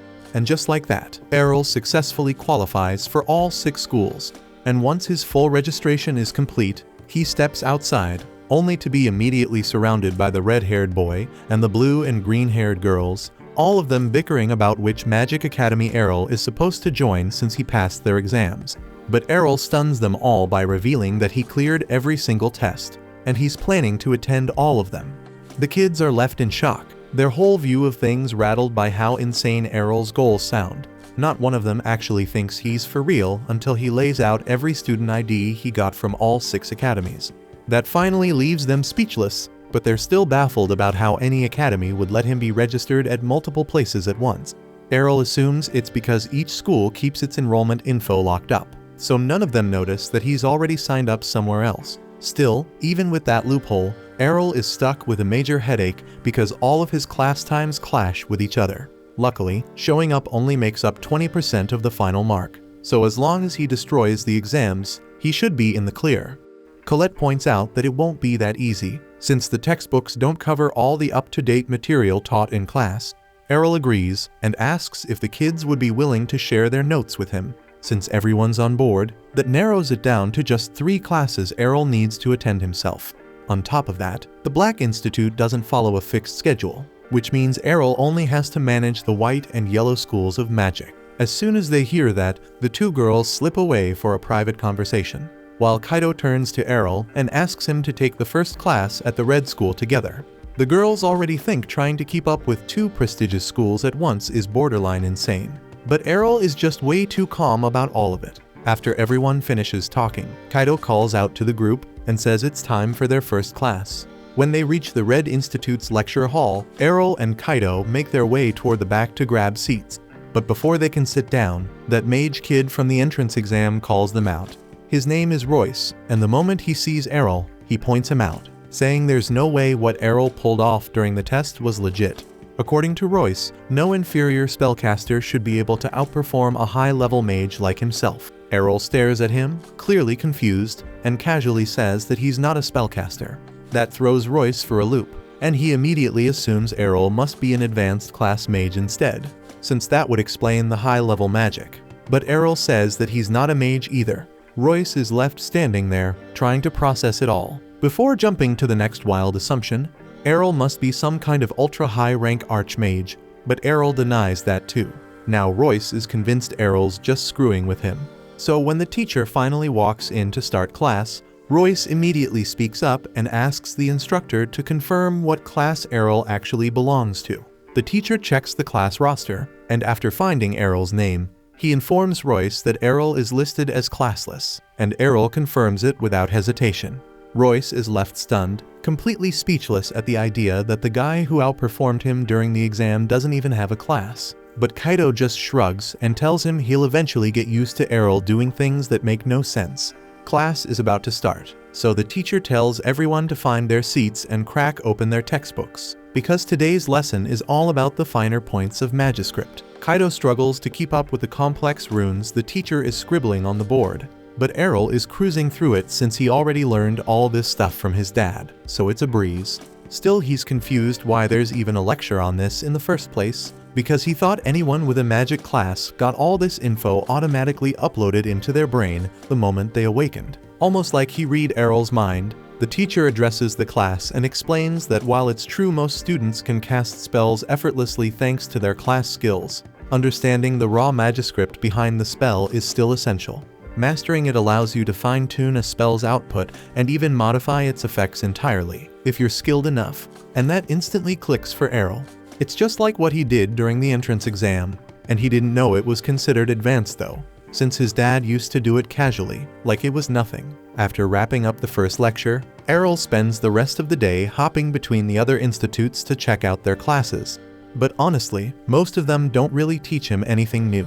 The only thing that catches his interest is the lesson at the Green Institute, and it's about flight magic. Errol perks up immediately, since that's one thing he's never actually tried before. Colette is completely baffled because she can't believe a guy who casually bends advanced level spells doesn't even know how to fly. But Errol tells her it's a long story. Turns out he asked his dad to teach him several times, but Leon flat out refused. The guy has an intense fear of heights and wouldn't touch any kind of flying spell even if his life depended on it. And when the lesson starts, the instructor tells everyone to spread out and picture themselves being carried upward by a rising gust of wind. With that visualization, and assuming they already have a flight skill that handles most of the spell work, taking off should be fairly simple. But for Errol, who has no such skill and has to do everything manually, the instructor's guidance isn't much help. He glances over at Colette, who doesn't seem to have any trouble following the instructions and lifting herself off the ground. But staying balanced mid-air takes practice, and sure enough, she loses control and drops back down, but she's confident she'll get it down soon enough. Meanwhile, Errol still needs to figure out how to get airborne at all. Everyone else is visualizing an updraft, so he wonders if he could mimic that effect by conjuring a small tornado beneath his feet. He decides to test it out, but the next second, he's shot hundreds of meters straight into the sky, and then slams hard back into the ground. Colette rushes over in a panic to check on him, but Errol says he's okay, though next time he's definitely going to need to tone down the tornado's output. Right then, one of the other students flies over to show off his skills. Errol and Colette are both impressed by how smooth and controlled his flight is. The student starts bragging that he's been working on his flight skill ever since awakening as a spellcaster, and he's never lost a single race.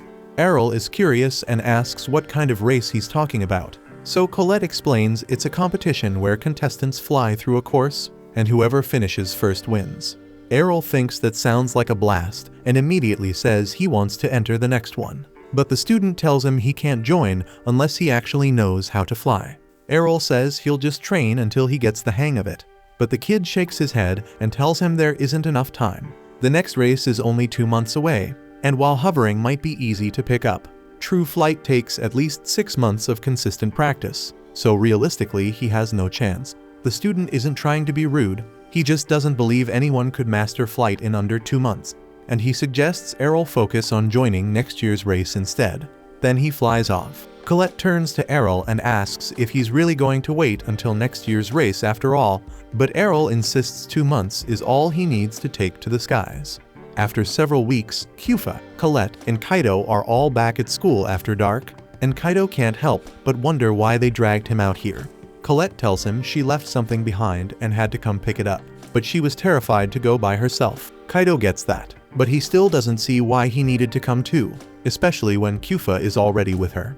Colette says that actually it was Kyufa who suggested inviting him along. Kyufa awkwardly admits that with all the strange talk going around lately, she figured having Kaido with them might be safer. Kaido raises an eyebrow and asks what rumor she's talking about, so Kyufa explains that for the past few weeks, people have been spotting a ghost wandering around the school grounds at night. The second Kaido hears that, he starts to panic because he's absolutely terrified of ghosts. Kyufa bursts out laughing at how freaked out he gets and starts teasing him for it. But Kaido shoots back that Kyufa's been clinging to Colette this whole time, so she's clearly just as scared. The two of them get into a heated back and forth, while Colette tries to calm them down, but then they suddenly freeze, eyes wide, and point at the window behind her in pure horror. Before Colette can even turn around, a figure slides open the window and clamps a hand over her mouth.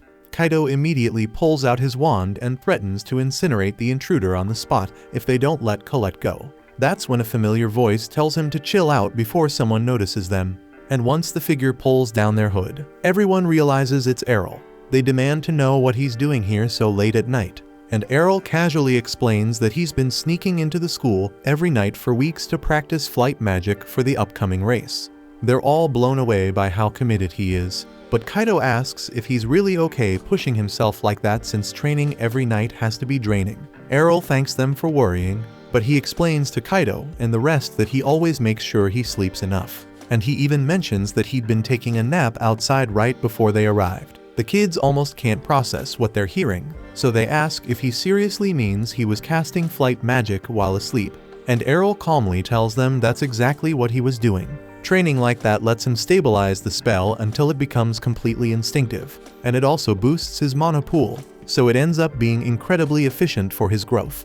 Kaido is stunned by how seriously Errol approaches his training, and even though he knows he probably won't ever reach Errol's level, he decides he's going to start working himself hard too, and the others make up their minds to do the same. The following morning, Errol is back in class with Kaido, and while the teacher is writing a spell on the board, he notices there's an error in it, so he speaks up and points it out. The teacher quickly realizes that Errol is correct, so he starts fixing the spell, and Kaido thinks it's crazy impressive that Errol managed to catch the mistake so fast. Errol explains that he has every spell in the textbook memorized, since they don't just pop into his head like they do for the others, but Kaido can barely memorize even a single spell, so he asks how Errol pulled that off. Errol replies that he just trimmed down and simplified a bunch of the spells so they'd be easier to remember and activate. And the teacher finds that approach really interesting, and invites Errol to write one of his versions on the board. Errol does it without the slightest bit of hesitation, and after carefully looking over what Errol wrote, the teacher confirms that the simplified spell will function just fine. However, he also notices that Errol removed every safety measure built into the spell, so if anything goes wrong, there's a real chance it could explode.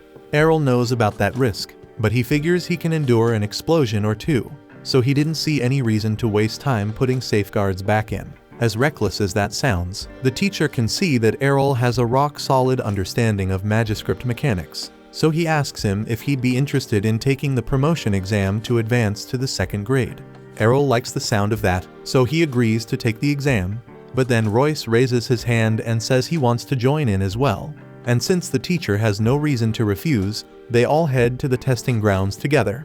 The rules of the exam are straightforward, and along this track, a monster is going to be released, and Errol and Royce will have to bring it down before it gets too close to them if they want to pass. It sounds simple enough, so Royce volunteers to go first and jumps down into the track. A minotaur is then let loose onto the course, and it immediately starts charging straight at Royce, so he fires off an eruption spell at the minotaur. But he completely whiffs the shot. Errol can't help being impressed, because he can clearly feel that the power of Royce's spell has jumped way up since the entrance exam, and the teacher agrees, saying it's the payoff for all the effort Royce has been putting in. But he also reminds him that no matter how strong your magic is, it doesn't mean anything if you can't actually hit your target. Royce frantically fires off more eruption spells as the Minotaur closes in on him, but his aim is complete trash, so the beast keeps getting closer until it's right about to strike him, only to suddenly vanish at the very last second. The teacher explains that Royce was never in any real danger, since they have a safety system in place to stop the monsters from actually harming the students. But he still hopes the exam drilled a valuable lesson into him about where he currently stands as a mage. As much as Royce hates to admit it, he can't deny that he's still too weak to clear the test. But the teacher tells him not to feel too bad about it because most students don't pass this exam until they've had 2 full years of training. Then it's Errol's turn, so he steps down onto the track, and the teacher releases the next monster. But for some reason, this one looks a lot larger and more intimidating than the Minotaur Royce had to fight. Right then, another instructor rushes over to warn Bacchus that there's been a mix-up, and a superior Minotaur was accidentally thrown in with the regular ones they normally use for the exam. Bacchus immediately realizes how bad that could be, since a superior Minotaur might actually be strong enough to punch through their safety system. So he shouts for Errol to get out of there, but Errol just says he'll be fine because he's confident he can take it down. Errol then conjures 2 blazing fire javelins and hurls them straight at the beast, but it's far too quick to fall for a direct assault and easily flips over them. However, Errol had already planned for that reaction, so he makes the javelins curve around in midair and slam into the Minotaur from behind, buying him just enough time to completely roast it with his customized eruption spell. And just like that, Errol officially passes the promotion exam, and later in the day, Kaito is hyping him up to the others, talking about how insane Errol's performance was. But Kyufa notices that Errol seems bothered by something, so she quietly asks him what's wrong. Errol explains that he was only allowed to take the promotion exam ahead of schedule because the teacher personally recommended him. But that promotion only counts inside the Red Institute, so now he has to figure out how to convince the instructors at all the other schools to sign off on the same thing. The next day, Errol doesn't waste a second, and he goes straight after the blue class instructor and pushes her to let him take the promotion test so he can jump up a grade. But she isn't buying it and questions whether he's even ready and reminds him that those exams are only held once a year. And when the time comes, he's welcome to apply like everyone else. Errol of course doesn't let up that easily and presses her on the Academy's recommendation system, saying if she gives the word, he can take the test right now, no waiting required. She acknowledges it's a valid rule, but says it's strictly reserved for students who are truly 1 in a million, exceptional beyond question. So Errol tells her to just watch his magic once and decide for herself if he fits that description. The instructor exhales sharply and turns to him, saying that if he starts showing up to class like a normal student, she'll consider taking a look and judging if he's ready for a promotion. Errol pulls a face and mutters that wasting time in those pointless lectures is probably the dumbest thing he could do right now. That seriously sets her off, and she snaps, shouting at him, asking if he really thinks her class is that worthless. He shrugs, saying her lectures might help beginners still learning the basics, but to him they're just a boring cycle of stuff he's already mastered. Her face goes beet red with fury, yelling that she'll be the one to judge whether his magic is basic or not. Errol smirks inside, knowing he got the reaction he needed. Finally, he's one step closer to unlocking the advanced magic he's been aiming for. She drags him straight to the training arena while Kyufa watches from above, wondering why the hell Errol would go out of his way to piss off Hengel, the blue class mage, especially when she's only 1 step shy of becoming an archmage, a title that puts her near the top of the magical world. But Errol clearly doesn't care, standing his ground in the arena like it's just another day. Hengel then lays out the rules: no physical attacks allowed, and if he wins the mock battle, she'll approve his exam, and Errol nods without hesitation, saying he feels pretty confident about his odds. That alone lights a fire under her, stunned by how cocky he is when she's basically a borderline archmage, so she decides to shut him down right then and there.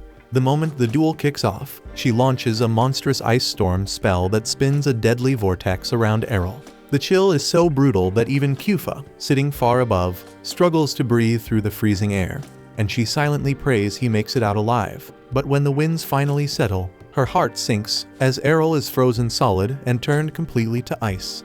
Hengel smirks, saying Errol's just like the rest, loud talk but no bite to back it up. She then turns toward Kufa, giving her a quick lesson mid-battle, saying that whenever you're in a mock fight, you should open with a heavy hitter to throw your opponent off balance and end things fast. But right before she can gloat about her easy win, the ice casing around Errol suddenly cracks, and he blasts his way out with some punches.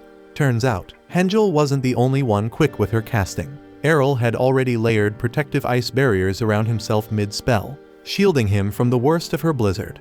She nods, giving him credit for thinking fast, but warns him it's still not gonna be enough. Errol just shrugs and says they won't know until he actually tries. Then, without hesitation, he summons a set of ice shards. Hengel looks unimpressed, calling them beginner-tier magic. But Kufa's eyes go wide as Errol suddenly doubles the count, while she herself can barely handle 2 at most. Hengel raises an eyebrow and gives a crooked smile, saying it's decent for a fresh recruit, but nowhere close to something that could threaten her. Instead of playing defense with an ice wall, she decides to meet him head-on and fires her own shards. The 2 volleys collide midair in a frosty blast, shattering in a shower of frozen shards. Errol watches the result and admits he probably underestimated her. But of course an instructor wouldn't go down that easy. Hengel suddenly remembers that Errol's the guy who topped the entrance exam, and she instantly figures out ice shards must be his signature move. But she also points out that it won't be enough against her, because it's her specialty too. But Errol doesn't flinch, saying again that it's worth testing out anyway. This time, he unleashes an even bigger volley, twice as many as before.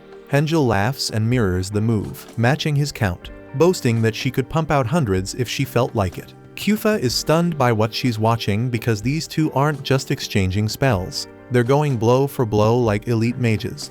But Errol's still got more up his sleeve, and out of nowhere, he summons 100 ice shards at Hengel's right side. Then another wave on her left, and even more right behind her, trapping her in a ring of frozen death. That throws her off, and she quickly realizes that duplicating shards is one thing, but coordinating them in multiple directions takes high-level casting. She knows her own shards won't cut it this time, so she raises an ice wall just in time, shielding herself from the icy barrage. But something doesn't add up, as Errol's shards are still hitting just as hard, even though multiplying them should have seriously drained their power. Hengel stays sharp though, because she knows Errol's attacks can't break through her wall, so she starts conserving mana, waiting for him to burn out and leave himself open for one final, decisive strike. But before she can even think about launching her final spell, Errol beats her to it. He unleashes his finishing move instead, and Hengel is stunned because there's no way he still has the mana for that, and she's certain he can't break through her thick ice barriers. But it was all part of Errol's setup, as she's boxed herself in with her own defenses. So now she's trapped inside and wide open, as he conjures a massive ice spear above her and sends it crashing down without hesitation. Hengel scrambles, casting a shield in panic, but it's not strong enough to fully absorb the impact. The spear punches through and slams into her with a deafening hit. Errol exhales in relief, muttering that she was one hell of an opponent. Meanwhile, Kufa stands frozen, unable to believe her eyes that a student just took down a full-fledged academy teacher. Later on, he catches up with the rest of the group outside, where Kufa fills everyone in on the fact that Hengel decided to promote Errol on the spot, skipping the official exam entirely. Kaido pumps his fist, thrilled for Errol, but Errol isn't about to stop now. His sights immediately lock onto Colette and the Green School next, and a little while later, we see Colette tag along as Errol approaches the Green class instructor and asks to take their promotion exam. She turns him down flat, saying he'll have to wait until the official date like everyone else. Errol pushes back, insisting that if she just gives him a recommendation, he could take the test right now, and even offers to show off his magic. But she holds her ground, saying their rules aren't the same as the other classes. At the Green School, no one skips the line, and exams follow the schedule, no exceptions. Errol grumbles, asking if there's any way to get around that, and the teacher, clearly fed up, says only the headmaster can make that kind of call. Errol immediately starts plotting how to reach the headmaster, but the teacher cuts him off, warning that bothering the headmaster for no good reason could get him expelled.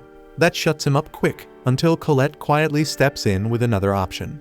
She reminds him the Academy's annual flight race is right around the corner, and every year, the winner gets a personal meeting and award from the headmaster himself. Errol lights up at the idea, thinking it's the perfect plan. Not only can he meet the headmaster, but he can prove himself in the process. The green teacher chuckles, telling him not to get ahead of himself because there'll be more than 300 people racing, and winning won't be easy. But Errol doesn't even flinch and says with a smile that he's going to win it at all costs.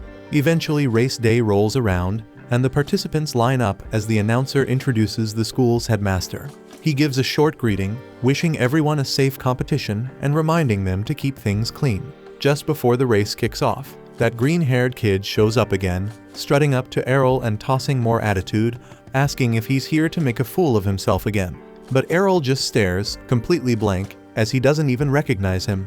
And that makes the brat snap. Furious, he shouts his name Skake, and declares that he's destined to become the fastest mage in the world. And with that, the race begins, and the sky fills with flashes of magic as the racers shoot off into the air, some bumping into each other and tumbling out, while the more skilled flyers start pulling ahead through the chaos.